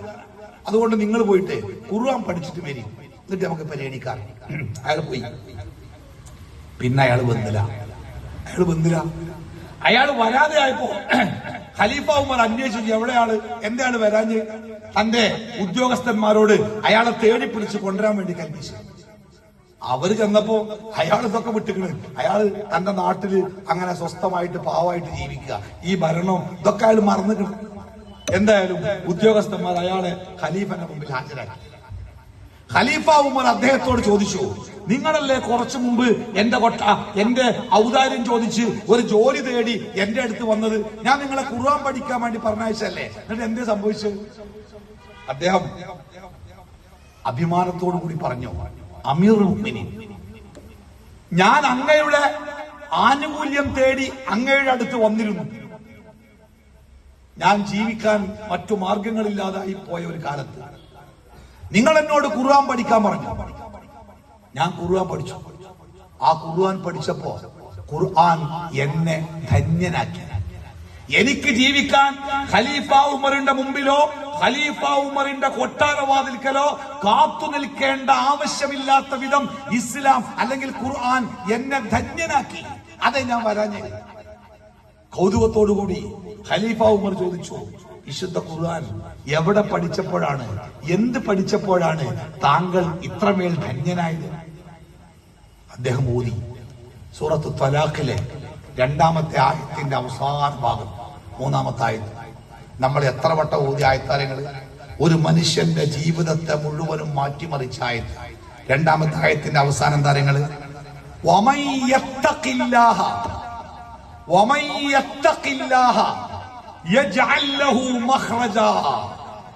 ലോകത്ത് ഒരു വിശ്വാസിയായ മനുഷ്യൻ അഭിമുഖീകരിക്കുന്ന ഏതൊരു പ്രശ്നത്തിന്റെയും പരിഹാരമാണ്. നമ്മൾ പലപ്പോഴും ചില പ്രശ്നത്തിന്റെ മുമ്പിൽ കുടുങ്ങി പോകാറുണ്ട്. ചിലപ്പോ സാമ്പത്തികക്കാരം, ചിലപ്പോ കുടുംബക്കാരം, ചിലപ്പോ വേറെന്തെങ്കിലും. എന്താണ് ചെയ്യേണ്ടത് എന്നറിയാതെ, ഈ പ്രശ്നത്തിൽ നിന്ന് എങ്ങനെയാണ് പുറത്തു കടക്കുക എന്നറിയാതെ അന്തം വിട്ട് അന്തിച്ചു നിൽക്കുന്ന സമയം. ചില ആളുകളൊക്കെ ആത്മഹത്യയെ കുറിച്ച് ആലോചിക്കുന്ന സമയം. ചില ആളുകളൊക്കെ നാട് വിട്ടുപോയാലോ എന്നാലോചിക്കുന്ന സമയം. ചില ആളുകളൊക്കെ ലഹരിയുടെ ലോകത്തിലേക്ക് കടന്നു പോകുന്ന സമയം. ചില ആളുകളൊക്കെ തിന്മകളിലേക്ക് പ്രവേശിക്കുന്ന സമയം. എപ്പോ മുമ്പിലുള്ള എല്ലാ വാതിലുകളും അടഞ്ഞുപോയി ഇനി എന്ത് എന്നാലോചിക്കുന്ന സമയം. അതെല്ലാം മനുഷ്യന്റെ ജീവിതത്തിൽ ഉണ്ടാവും. ഈ ആയത്തിൽ അല്ലാഹു പറയണേ, അള്ളാഹുവിന്റെ ചെറുതും വലുതുമായ നിയമങ്ങൾ മുറുകെ പിടിച്ച് അള്ളാഹു പറഞ്ഞതുപോലെ തന്നെ ഞാൻ ജീവിക്കുമെന്ന് ഒരാൾ ഉറപ്പിച്ചാൽ, അത് ഏത് പ്രശ്നമാവട്ടെ, ഏത് അവസ്ഥയിലാവട്ടെ, ഏത് ബുദ്ധിമുട്ടിലാവട്ടെ, ഏത് താവളത്തിലാവട്ടെ, ഏത് കൂട്ടിലാവട്ടെ, അള്ളാഹു അവന് മഖ്റജ് ഉണ്ടാക്കി കൊടുക്കുന്ന. മഖ്റജ് എന്താ? മഖ്റജ് നമ്മൾ ഈ ഇരിക്കുന്നത് ഒരു ഹാളിലാണ് വിചാരിക്കും, അടച്ചിട്ട ഒരു ഹാളിന്റെ ഉള്ളിലാണ്. പെട്ടെന്ന് ഒരു സ്ഫോടനം, ആകപ്പാടെ ആർത്തനാദങ്ങൾ, വലിയ നിലവിളികൾ. നമ്മൾ ഇരിക്കുന്ന ഹാളിന്റെ ഉള്ളു നിറയെ പുകപടലങ്ങൾ നിറഞ്ഞ് ആളുകൾ ചെതറി ഓടി, വാതിലുകൾ കാണുന്നില്ല, ഏത് വഴിക്കാണ് പുറത്തേക്ക് പോകേണ്ടത് എന്നറിയുന്നില്ല. ആ കൂരിരുട്ടില് പരസ്പരം കൂട്ടിയിടിച്ച് കുട്ടികളുടെ ആർത്തനാദങ്ങൾ, ഉമ്മമാരുടെ അലറിക്കരച്ചിലുകൾ, ആകപ്പാടെ ഒരു 2 മിനിറ്റുകൾ ആ ഹാളൊന്ന് മനസ്സിൽ വിചാരിക്കും. അപ്പോഴാണ് ഹാളിന്റെ മേലെങ്ങനെ ചില ബോർഡുകൾ തെളിഞ്ഞത്. ആ ബോർഡുകളില്, മഞ്ഞ ബോർഡുകളില് ചുവന്ന അക്ഷരങ്ങൾ എഴുതി വെച്ചിരിക്കുന്നു, എക്സിറ്റ്. എന്താണത്? ആ ഹാളിൽ നിന്ന്, ആ ദുരന്തത്തിൽ നിന്ന് പുറത്തേക്കുള്ള വഴിയാണ് കാണിക്കണേ, എക്സിറ്റ് അല്ലെ? മഖ്റജ് എന്ന വാക്കിന്റെ അർത്ഥം എക്സിറ്റ് എന്നാണ്. അള്ളാഹുവിന്റെ നിയമങ്ങളെ നെഞ്ചോട് ചേർത്ത് പിടിച്ച് ഏതവസ്ഥയിലും അള്ളാഹു പറഞ്ഞതുപോലെ ജീവിക്കുമെന്ന് തീരുമാനിച്ച് ഒരാൾ ജീവിക്കാൻ തയ്യാറായാൽ അള്ളാഹു അവന് മഖ്റജ് കൊടുക്കുന്ന. പണ്ട് കോളേജിൽ പഠിച്ചിന്റെ കാലത്ത് പർദ്ദ മഫ്തെ കെട്ടുകാണ്ട് ക്ലാസ്സിൽ വരാറുള്ള ഒരു പെൺകുട്ടിനെ ഒരിക്കൽ അങ്ങാടിയിൽ ബസ് സ്റ്റോപ്പിൽ നിന്ന് കണ്ടപ്പോ ആ കുട്ടി ഇടങ്ങേറായിട്ട് എന്റെ മുമ്പിൽ നിന്ന്, തട്ടൊന്നും അവിടെയൊക്കെ കാണാനല്ല, ഡ്രസ്സൊക്കെ വളരെ മോശമാണ്, ഓടിങ്ങനെ ആകെ ഇടങ്ങേറായിട്ട് എന്റെ മുമ്പിൽ വന്ന്, സാറ് അസ്സലാമു അലൈക്കും, സാറ് എന്നെ അറിയുന്നൊക്കെ ചോദിച്ചപ്പോൾ ഞാൻ നോക്കി, ചെറിയൊരു പരിചയമൊക്കെ ഉണ്ട്. ഞാൻ ചോദിച്ചു, എന്നാ എനിക്ക് പരിചയമുള്ള കാലത്ത് ഇങ്ങനെയൊന്നും അല്ല കഴിഞ്ഞാലോ, എന്തപ്പോ ഇങ്ങനെയായത്? ആ ഒക്കെ മറുപടി പറയാൻ പറ്റില്ല. അപ്പൊ ഉമ്മന്റെ അടുത്ത്, ഉമ്മ എന്റെ അടുത്ത് വന്ന് പറഞ്ഞേ, സാറേ എന്തപ്പോ ഈ പർദ്ദി മഫ്തി നടന്നിട്ട് ഒരു കല്യാണമൊന്നും ശരിയാണില്ല. അപ്പൊ ആരോ പറഞ്ഞത് അത്രേ, കുറച്ചൊക്കെ ഇങ്ങനത്തെ പോലത്തെ ഡ്രസ്സൊക്കെ ഇട്ടാല് കല്യാണങ്ങളൊക്കെ ശരിയാവും, അതുകൊണ്ട് ഞാൻ പറഞ്ഞതാ അവളോട് ഇങ്ങനെയൊക്കെ ഡ്രസ്സ് ഇടാൻ വേണ്ടി. കുടുങ്ങിയ സമയത്തെ പിശാച്ച് നമ്മളെടുത്ത് വരും. അള്ളാന്റെ ഹബീബ് സ്വഹാബികളെ അഭിസംബോധന ചെയ്തൊരു പ്രസംഗം നടത്തിയിരുന്നു. എന്താ പറഞ്ഞ നിങ്ങള്? സഹാബത്ത് പറയണേ, ഖതബനാ റസൂലുള്ളാഹി സ്വല്ലല്ലാഹു അലൈഹി വസല്ലം ദാത യൗമിൻ, ഒരു ദിവസം നബി സല്ലല്ലാഹു അലൈഹി വസല്ലം ഞങ്ങളോട് പ്രസംഗിച്ചു. സഹാബത്തിനോടാ പ്രസംഗിക്കണേ. അബൂബക്കറും ഉമറും ഉസ്മാനും അലിയും ത്വൽഹത്തും അബൂ ഉബൈദയും എന്റെ സ്വഹാബത്ത് നക്ഷത്രങ്ങളെ പോലെയാണെന്ന് പഠിപ്പിച്ച ആ സ്വഹാബത്തിനെ മുമ്പിൽ ഇരുത്തിയിട്ട് അള്ളാന്റെ ഹബീബ് പ്രസംഗിക്കുക. എന്താ പറഞ്ഞാലോ, ഇത്തഖൂ ഹാദ ശിർക, സഹാബത്തെ ശിർക്കിനങ്ങൾ സൂക്ഷിക്കണം കേട്ടോ. ഈ പെരിങ്ങോട്ടുകരയിലെ ഞാൻ നിങ്ങളോട് ശിർക്കിനെ കുറിച്ച് പ്രസംഗിക്കാൻ നിന്നാലേ താജ് കടക്കുള്ള ആൾക്കാർ നിങ്ങളൊക്കെ എന്താ പറയാ, ഉസ്താദ് ഇവിടെ വേറെ എന്തൊക്കെ വിഷയം പറയാണ്ട്, ഞങ്ങളൊക്കെ ശിർക്കും തൗഹീദൊക്കെ എത്രയോ കേട്ട മനുഷ്യന്മാരാ, എത്ര കൊല്ലായി ഞങ്ങള് ശിർക്കും തൗഹീദും കേൾക്കാൻ വേണ്ടിട്ട് ഞങ്ങളോടാണ് അപ്പൊ നിങ്ങൾ ശിർക്ക് പറഞ്ഞുകൊണ്ട് സമയം കളയുന്നത്, നിങ്ങൾക്ക് വേറെന്തെങ്കിലും വിഷയം പറഞ്ഞൂടെ എന്ന് നിങ്ങൾ എന്നോട് പറയില്ലേ? തൗഹീദും ശിർക്കും മനസ്സിലാക്കി ആ തൗഹീദിന് വേണ്ടി നാട് വിട്ട് കുടുംബവും സ്വത്തും ഉപേക്ഷിച്ച് ശത്രുവിന്റെ വാളുകൾക്ക് കീഴിൽ ലാ ഇലാഹ ഇല്ലല്ലാഹ്ക്ക് വേണ്ടി പൊരുതിയ ആ ജനപദത്തോടെ റസൂൽ പറഞ്ഞേ, ഇത്തഖൂ ഹാദ ശിർക, നിങ്ങൾ ശിർക്കിനെ പേടിക്കണം കേട്ടോ. എന്നിട്ട് കാരണം പറഞ്ഞു.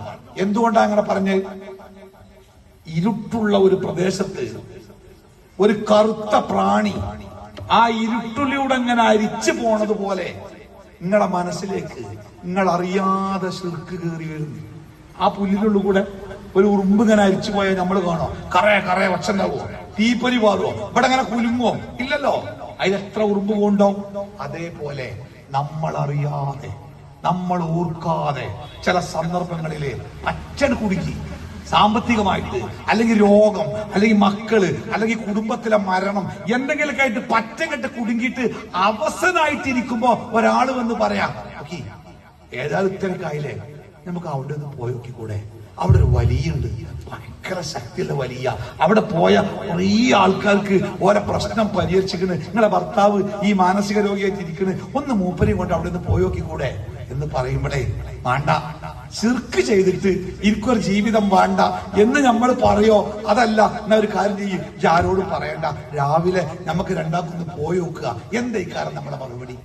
നിങ്ങൾ ആരോടും പറയണ്ട, നിങ്ങളെ മനസ്സിനോട് ചോദിച്ചു നോക്കി.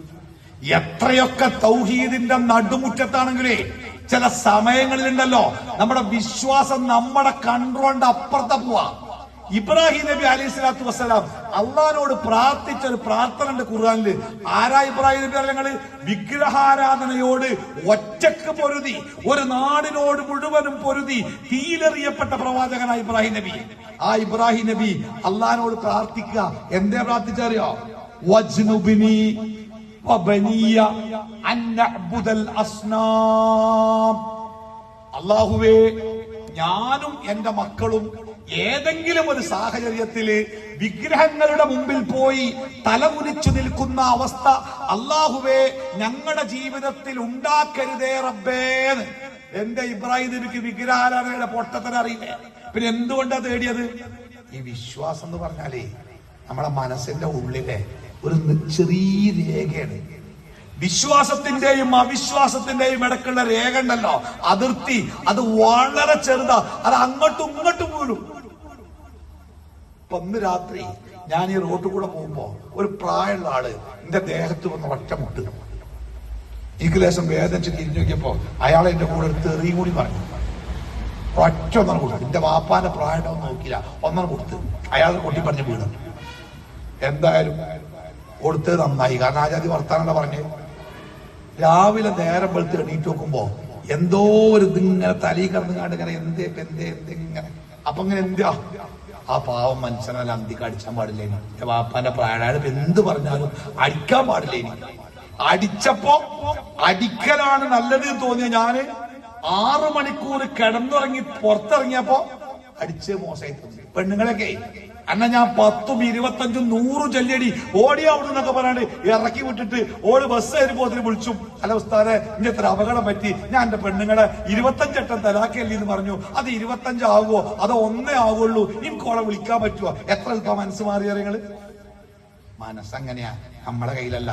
ഇന്നിപ്പോ ഞാൻ ഈ തൗഹീദ് പറയുമ്പോ ഈ ഇരിക്കുന്ന ആൾക്കാര് അടുത്ത ഒരു തൗഹീദ് പ്രഭാഷണത്തില് ഇവിടെ തന്നെ ഉണ്ടാകും. അതല്ല ഒരാളെ ഭീമാ പള്ളിയിലോ അപ്പുറത്തും അമ്പുറത്തോ ഉണ്ടാവൂല എന്ന് പറയാൻ പറ്റൂല. മനുഷ്യന്റെ വിശ്വാസം എന്ന് പറഞ്ഞാല് റസൂലുള്ള സുജൂദ് കടന്നുകാണ്ട് ഏറ്റവും തോനെ പ്രാർത്ഥിച്ച പ്രാർത്ഥന എന്താ നിങ്ങള്? അല്ലാഹുമ്മ യാ മുഖല്ലിബൽ ഖുലൂബ് സബ്ബിത് ഖൽബി അലാ ദീനിക്. ഹൃദയങ്ങളെ, മനുഷ്യന്റെ മനസ്സിനെ അങ്ങോട്ടും ഇങ്ങോട്ടും ഇങ്ങനെ മാറ്റുന്ന പടച്ചോനെ, എന്റെ മനസ്സിനെ നിന്റെ ദീനിൽ ഉറപ്പിച്ചു നിർത്തണേ റബ്ബേന്ന് അള്ളാന്റെ ഹബീബ് രാത്രിയിൽ സുജൂദിൽ ഇങ്ങനെ നിരന്തരം പ്രാർത്ഥിച്ചപ്പോ ആയിഷ ബീവിക്ക് ദേഷ്യം വന്നു. അല്ല റസൂലേ, നിങ്ങളുടെ മനസ്സിൽ ഇതുവരെ ഓർച്ചിട്ടില്ലേ? നിങ്ങളെന്ന് എങ്ങനെയാണെങ്കിൽ ഞങ്ങളെ കഥ പറയണോ? റസൂൽ എന്താ പറഞ്ഞേ? ആയിഷ, മനുഷ്യന്റെ മനസ്സ് അങ്ങനെയാ, അത് നമ്മളെ കൺട്രോളല്ല. അതുകൊണ്ടാ റസൂൽ സഹാബത്തിനോട് പറഞ്ഞത്, നിങ്ങൾ ഈ ശിർക്കിനെ പേടിക്കണം കേട്ടോ. നിങ്ങളറിയാതെ പ്രതീക്ഷിക്കാതെ ചില സാഹചര്യങ്ങളിൽ, ചില പരീക്ഷണങ്ങളിൽ, ചില പരാജയങ്ങളിൽ, ചില തകർച്ചകളിൽ അത് കേറി വരും. അല്ലെ, ഒരു മാരകമായ രോഗം ഉണ്ടായി, മെഡിക്കൽ കോളേജിൽ നിന്ന് മടക്കി വീട്ടിൽ കൊണ്ടേക്കോളി, വല്ല പാലിയേറ്റീവിന്റെ ചികിത്സയും കൊടുത്തോളി എന്നൊക്കെ പറഞ്ഞ് പറക്കമുറ്റാത്ത മക്കള്, ഒന്നും അറിയാത്ത പെണ്ണുങ്ങള്, ആകപ്പാടെ സാമ്പത്തിക തകർച്ച, അങ്ങനെ കണ്ണും മേലക്കാക്കി കിടക്കുമ്പോഴാ ഒരാള് വന്ന് പറയണേ, നമുക്ക് അവിടെ നിന്ന് പോയി നോക്കല്ലേ. എന്താ പറയാ? എന്താ നിങ്ങൾ പറയാ അല്ലേ?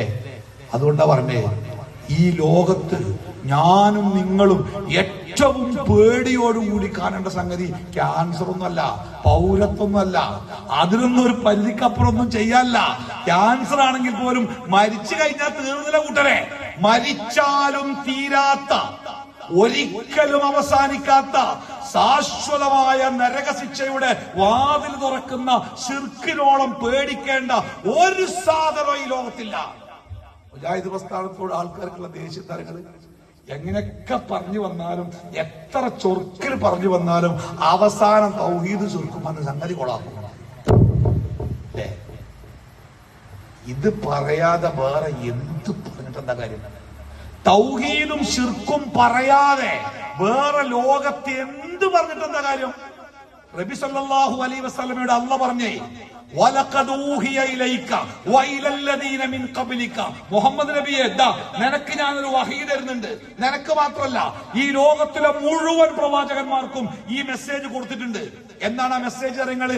ലഇൻ അശ്റക്ത, നിന്റെ ജീവിതത്തിൽ എങ്ങാനും ശിർക്ക് സംഭവിച്ചാൽ രാത്രി മുഴുവനും നിസ്കരിച്ച് പകല് മുഴുവനും നോമ്പ് നോറ്റ് ഒരു തെറ്റും ചെയ്യാതെ അള്ളാന്റെ കൽപ്പനകൾ മുഴുവനും ജീവിതത്തിൽ പുലർത്തി ജീവിച്ച അള്ളാഹുവിന്റെ ഹബീബിനോട് മയമില്ലാതെ അല്ലാഹ് പറയാ, ലഇൻ അശ്റക്ത, നിന്റെ ജീവിതത്തിൽ എങ്ങാനും ശിർക്ക് പറ്റിയാൽ ലയഹ്ബതന്ന അമലുക, ഇന്നുവരെ നീ ചെയ്ത മുഴുവൻ അമലുകളും പൊളിഞ്ഞ് പാളീസാവും കേട്ടോ.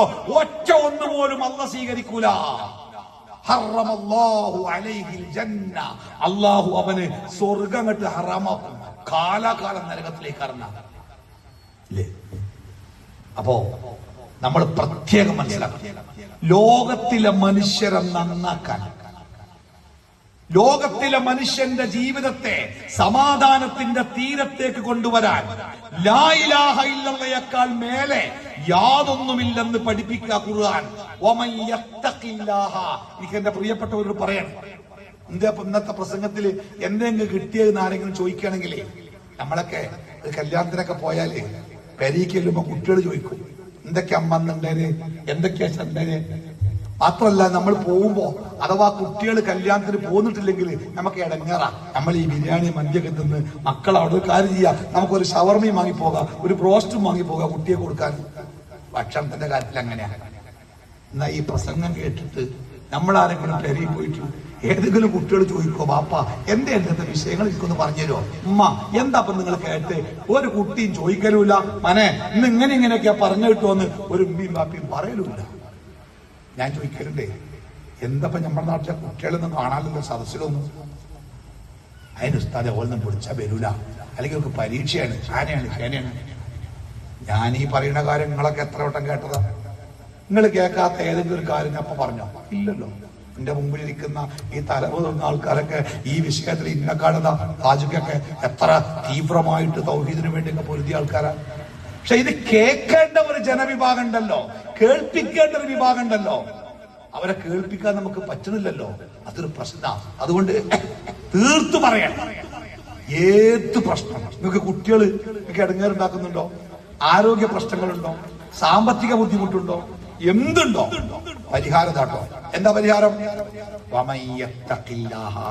അള്ളാന്റെ അടുത്തേക്ക് ഇങ്ങോട്ട് വരിക.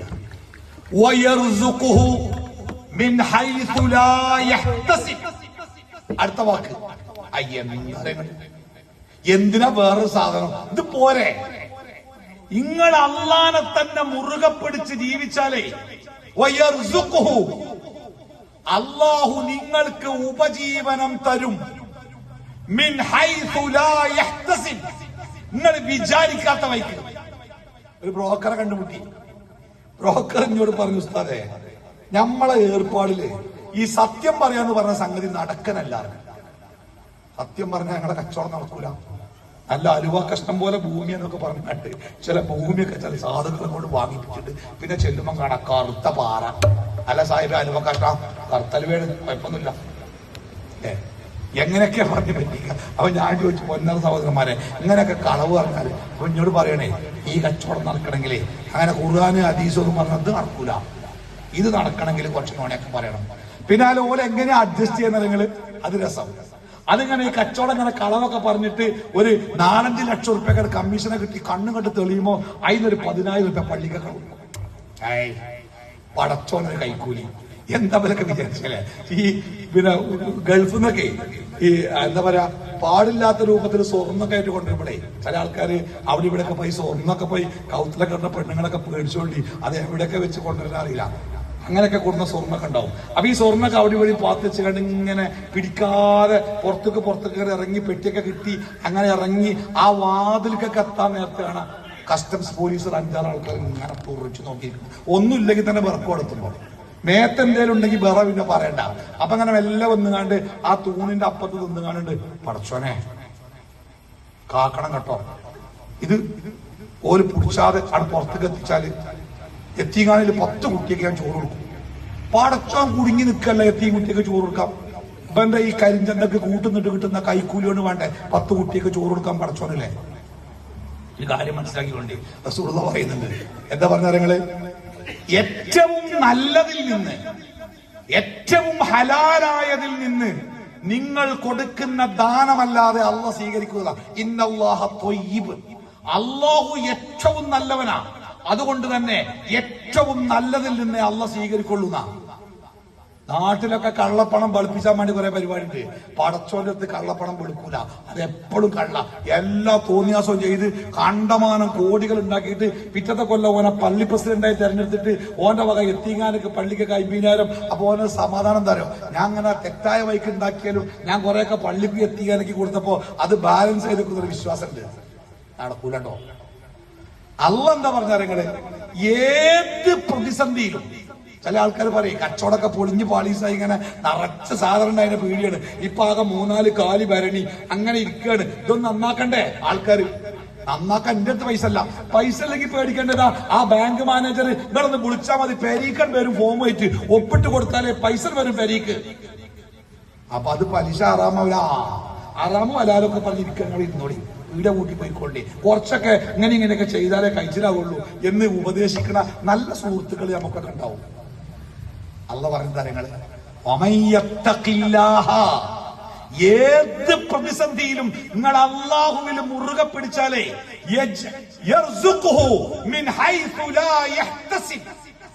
നിങ്ങൾ വിചാരിക്കാത്ത വഴിക്ക് അള്ളങ്ങൾക്ക് ഉപജീവനം, നമ്മൾ ഓർക്കാത്ത വഴിക്ക്, നമ്മുടെ മനസ്സിൽ പോലും വിചാരിക്കാത്ത. ഇപ്പൊ നേരെ ഒരാളെ കണ്ട്, അയാളെ ഏറ്റവും അറിയുന്ന ആകെ ഒരു പണിയുള്ളൂ ഈ ഭക്ഷണങ്ങൾ ഉണ്ടാക്കുക. അയാള് ഒരു ഇത് തുടങ്ങും, എന്ത് ഫുഡ് സ്റ്റാള് തുടങ്ങും, ചെറിയത്. അത് ആദ്യമൊക്കെ നല്ല കച്ചവടം നടക്കും, പിന്നെ പൂട്ടും, അപ്പൊ അതിൽ കുറെ പൈസ പോകും. പിന്നെ അപ്പുറത്ത് വേറെ തുടങ്ങും, അത് പൂട്ടും, അതിൽ കുറെ പൈസ പോകും. കുറെ റെസ്റ്റോറന്റ് നടത്തി പൂട്ടി ലക്ഷങ്ങൾ പോയ ആളാണ്. അവസാനം അയാള് ബുദ്ധി അയാളിപ്പോ കഴിച്ചില്ലേ നിങ്ങള് ഇതിങ്ങനെ പൂട്ടല്ലേ. അപ്പോൾ അയാൾക്കൊരു ഐഡിയ തന്നെ, എന്താ അറിയോ, ഇത് ഈ പുതിയ റെസ്റ്റോറന്റ് ഉണ്ടാക്കുന്ന ഒരു വളവല്ല, ഇത് കുടുങ്ങിയിട്ട് പൂട്ടുന്ന ആൾക്കാരുണ്ടാവും. ഓരോ ഫർണിച്ചറും സാധനമൊക്കെ ഇയാൾ പൗതി വില കൊടുക്കും. അപ്പൊ ഓർക്കൊരു കാര്യമാണ്, അത് ഒഴിവാക്കി പോകല്ലേ. എന്നിട്ട് ഇത് പുതിയതായിട്ട് തുടങ്ങണാക്കി ഇയാൾ അങ്ങോട്ട് ഒരു മേൽ ലാഭത്തിന് കൊടുക്കുമ്പോ തന്നെ അയാൾ പറയും, അഥവാ അങ്ങോട്ട് പൂട്ടുമ്പോ എന്നെ അറിയിച്ചോളൂ, മുമ്പേക്കാരെ 2 മാസം കൊണ്ട് പൂട്ടുന്നു. അപ്പൊ 2 മാസം ഇയാൾ വിളിച്ചു, നിങ്ങൾ പറഞ്ഞ മാതിരിക്കേ സാധനം ഇവിടെ ഉണ്ട്, കൊണ്ടേ കൊള്ളിട്ടോ. ഇപ്പൊ മൂപ്പര് പറയാ നല്ല പൈസയാണ് അറിയാം. മൂപ്പര് ജന്മത്തിൽ വിചാരിച്ചല്ല ഹോട്ടല് തുടങ്ങിയിട്ട് രക്ഷപ്പെടുക, അല്ലാതെ ഹോട്ടല് പൂട്ടിയിട്ടേക്കാരം ഞാൻ രക്ഷപ്പെടാന്നല്ലേ മൂപ്പര് ജന്മത്തിൽ വിചാരിച്ച പോലെ. അള്ളാഹ് എന്താ പറഞ്ഞ നിങ്ങള് നിങ്ങൾ അള്ളാന്റെ മാർഗത്തിലാണോ? എന്ത് കൊടുങ്കാറ്റടിച്ചാലും ഭൂമി കുലുങ്ങിയാലും പടച്ചോൻ പറഞ്ഞിടത്തുനിന്ന് ഞാൻ മാറൂല എന്ന ഉറപ്പിലാണോ നിങ്ങള്? എങ്കിൽ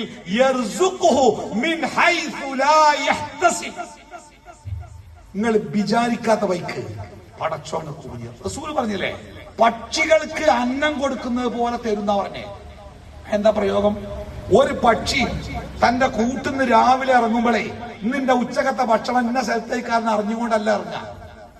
പക്ഷിയുടെ ഇറങ്ങുകയാണ്, 4 ഭാഗത്തേക്ക് നോക്കി. അപ്പോഴാണ് അപ്പുറത്ത് നഴ്സറി പോകുന്ന കുട്ടിന്റെ കയ്യിൽ നിന്ന് ചോറ്റും മാത്രം വീണുകാണ്ട് ചോറ്. ഓന്റെ ചോറ് അവിടെ നിന്ന് കിട്ടി. അവളെ ചുഴലി അബ്ദുള്ളമാലിയുടെ പ്രസംഗത്ത് പറഞ്ഞില്ലേ, കോഴിക്കോട് സാഗർ ഹോട്ടലിൽ ചോറിന് അരിയിട്ടപ്പോ പുളിക്കലുള്ള കാക്കക്കുള്ള ചോറും കൂടി അതിൽ ഉണ്ടായിരുന്നറിയാം. പുളിക്കലുള്ള കാക്കാരന അബ്ദുള്ളക്കല്ല, കാക്കാരാണ് കാക്ക, കറുത്ത കാക്ക. എങ്ങനെ സാഗർ ഹോട്ടലിലെ ചോറ് പുളിക്കല കാക്ക കിട്ടിയ നിങ്ങള്? സാഗർ ഹോട്ടലിൽ നിന്ന് ചോറിന്ന് കണ്ട് ബസ് കയറിയ താത്ത പുളിക്കല വളവിൽ ബസ് തിരിഞ്ഞപ്പോ കാറാണ് കൊട്ടി പുറത്തേക്ക്. അപ്പോഴാണ് ഞാൻ മരക്കൊമ്പത്ത് നമ്മളെ കാക്ക. ആ കാക്കന്റെ ചോറ് സാഗർ ഹോട്ടലിലാണ് വെച്ചത്. അങ്ങനെ തന്നെയാണ്. അപ്പൊ യർസുഖുഹു, അവൻ നിങ്ങൾക്ക് അന്നം നൽകും, മിൻ ഹൈതു ലാ യഹ്തസിബുന, നിങ്ങൾ അറിയാത്ത വഴിക്ക്.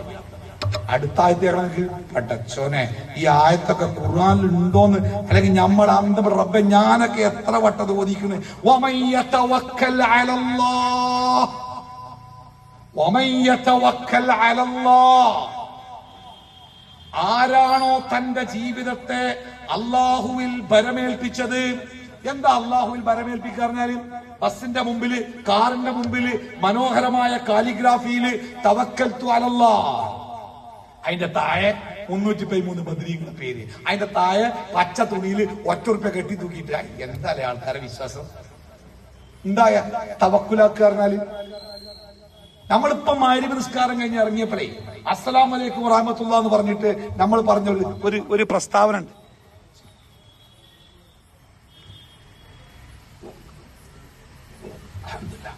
എന്താ പ്രസ്താവന അറിയങ്ങളെ?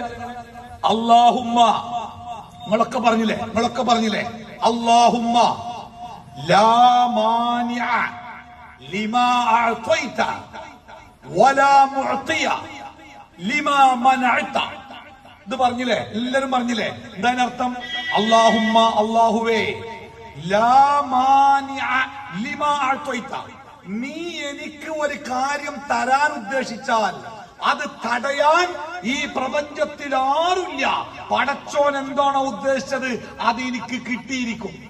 വലാ മുഅതിയ ലിമാ മനഅത, പടച്ചോൻ എനിക്ക് എന്താണോ വേണ്ടെന്ന് വെച്ചത് അതെനിക്ക് തരാനും ഈ പ്രപഞ്ചത്തിൽ ആരുമില്ല. അപ്പൊ എന്താ അർത്ഥം? കിട്ടിയതൊക്കെ പടച്ചോൻ തന്നതാണ്, പോയതൊക്കെ പടച്ചോൻ കൊണ്ടുപോയതാണ്. ഇന്നത്തെ കച്ചവടത്തിൽ ₹10 ലാഭം ഉണ്ടെങ്കിൽ ഉറപ്പിച്ചോളി, ഏതോ ഒരാൾക്ക് ₹10 നഷ്ടം പറ്റിക്കണ്, ആ ₹10 നമുക്ക് കിട്ടിയത്. നാളത്തെ കച്ചവടത്തിൽ ഞമ്മക്ക് ₹10 നഷ്ടം വരുമ്പോ ഇടങ്ങേറാവണ്ട, ഏതോ ഒരാൾക്ക് ₹10 ലാഭം കിട്ടിക്കണ്, ആ ലാഭം ഇന്ത്യക്ക് നിർത്തിക്കാണ്ട പടച്ചോൻ കൊടുത്ത്. ക്ലിയർ ആ കാര്യങ്ങള് അല്ലേ? മനുഷ്യന്റെ മനസ്സിനെ സമാധാനിപ്പിക്കാൻ ഇതിലേറെ വേറെ എന്താണ്? നിങ്ങൾ ജീവിതത്തെ അള്ളാനെ ഏൽപ്പിക്കും. പടച്ചോൻ വിചാരിച്ചത്, പടച്ചോൻ വിധിച്ചത് ഇന്റെ ജീവിതത്തിൽ സംഭവിക്കൂ എന്നൊരാൾ തീരുമാനിച്ചാലേ ഒരല്ല മതി. ഒരു ബീവിയും വേണ്ട, ഒരു വലിയും വേണ്ട, ഒരു ദർഗയും വേണ്ട, ഒരു ഖബറും വേണ്ട, ഒരു ജിന്നും വേണ്ട, ഒരു ഇൻസും വേണ്ട, ഒരു മലക്കും വേണ്ട. ഹസ്ബി അല്ലാഹ്, എനിക്കല്ല മതി. അപ്പോ സംസ്കരണത്തിന്റെ ദിവ്യ വെളിച്ചത്തിലേക്ക് നമ്മളെ നയിക്കുന്ന വിശുദ്ധ ഖുർആൻ. ആ വിശുദ്ധ ഖുർആനിന്റെ അവതരണം കൊണ്ട് ധന്യമായ റമദാൻ നമ്മുടെ മുമ്പിലേക്ക് വരാൻ പോവാണ്. ഈ സമയത്ത് നമ്മൾ ഖുർആനുമായി ബന്ധപ്പെട്ട നമ്മുടെ ബന്ധത്തെ ഒന്ന് ഞാനിപ്പോ ഓദ്യ ആയത്തിന് വേണ്ട അറിയണ്ടേ? സൂറത്ത് തലാഖിലെ 2ാമത്തെ ആയത്തിന്റെ അവസാന ഭാഗം 3ാമത്തെ ആയത്ത്. വീട്ടിൽ പോയിട്ടോ മൊബൈൽ ആപ്പ് ഉപയോഗിച്ചോ അതൊന്ന് ഒരുപാട് വട്ടം പഠിച്ചോക്കണ്ടി. നമ്മുടെ ജീവിതത്തിന് ആ ആയത്ത് കൊടുക്കുന്ന വെളിച്ചം ചെറുതല്ലാത്തതായിരിക്കും, അത് നമുക്ക് നൽകുന്ന ആത്മവിശ്വാസം വലുതായിരിക്കും. അപ്പൊ ഖുർആൻ നമ്മൾ പഠിക്കുമ്പോ ഓതാൻ പഠിക്കുക, തജ്വീദ് പഠിക്കുക, ഈണത്തിൽ പഠിക്കുക, ഹിഫ്ളാക്കുക, ഇതൊക്കെ ചെറിയ ഭാഗം. ഖുർആന്റെ വലിയ ഭാഗം എന്താ നിങ്ങള്? ഹുദൽ ലിന്നാസ് വബയ്യിനാത്തിൻ മിനൽ ഹുദാ വൽ ഫുർഖാൻ. എങ്ങനെയാണ് ഈ ലോകത്ത് ജീവിക്കേണ്ടത്, ഏതാണ് ഈ ലോകത്തിലെ ശരിയായ വഴി, ഏതാണ് സത്യം, ഏതാണ് അസത്യം, അത് നമുക്ക് പഠിപ്പിച്ചു തരാനാണ് അല്ലാഹു തആല ഖുർആൻ ഇറക്കിയത്. അത് പഠിക്കണമെങ്കിലേ ഖുർആൻ പഠിക്കണം, മനസ്സിലാക്കണം, ജീവിതത്തിൽ പകർത്തണം. അപ്പോഴേ അതുകൊണ്ട് മാറ്റം ഉണ്ടാവും. അള്ളാഹു നമ്മളെ അനുഗ്രഹിക്കുമാറാവട്ടെ.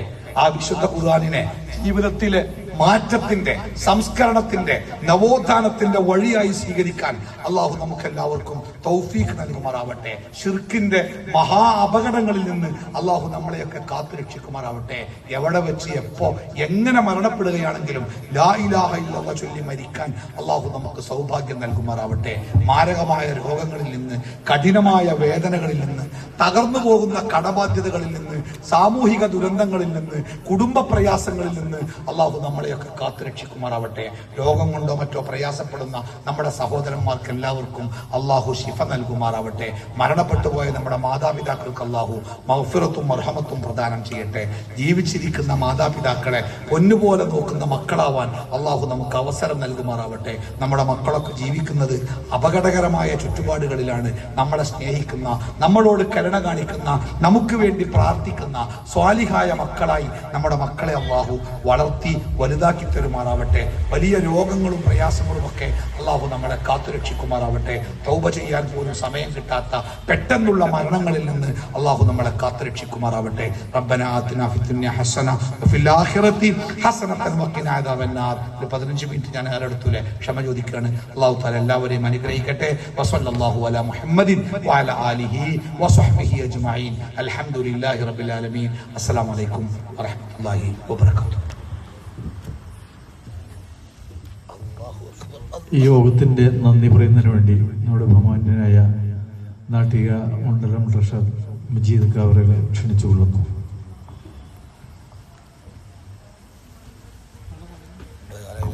അസ്സലാമു അലൈക്കും. ബിസ്മില്ലാ അൽഹംദുലില്ലാ സ്വലാത്തു അലാ റസൂലില്ലാ. അള്ളാഹുവിൻ്റെ അനുഗ്രഹം കൊണ്ട് നമ്മൾ ഇവിടെ എല്ലാവരും ഒത്തുചേർന്ന്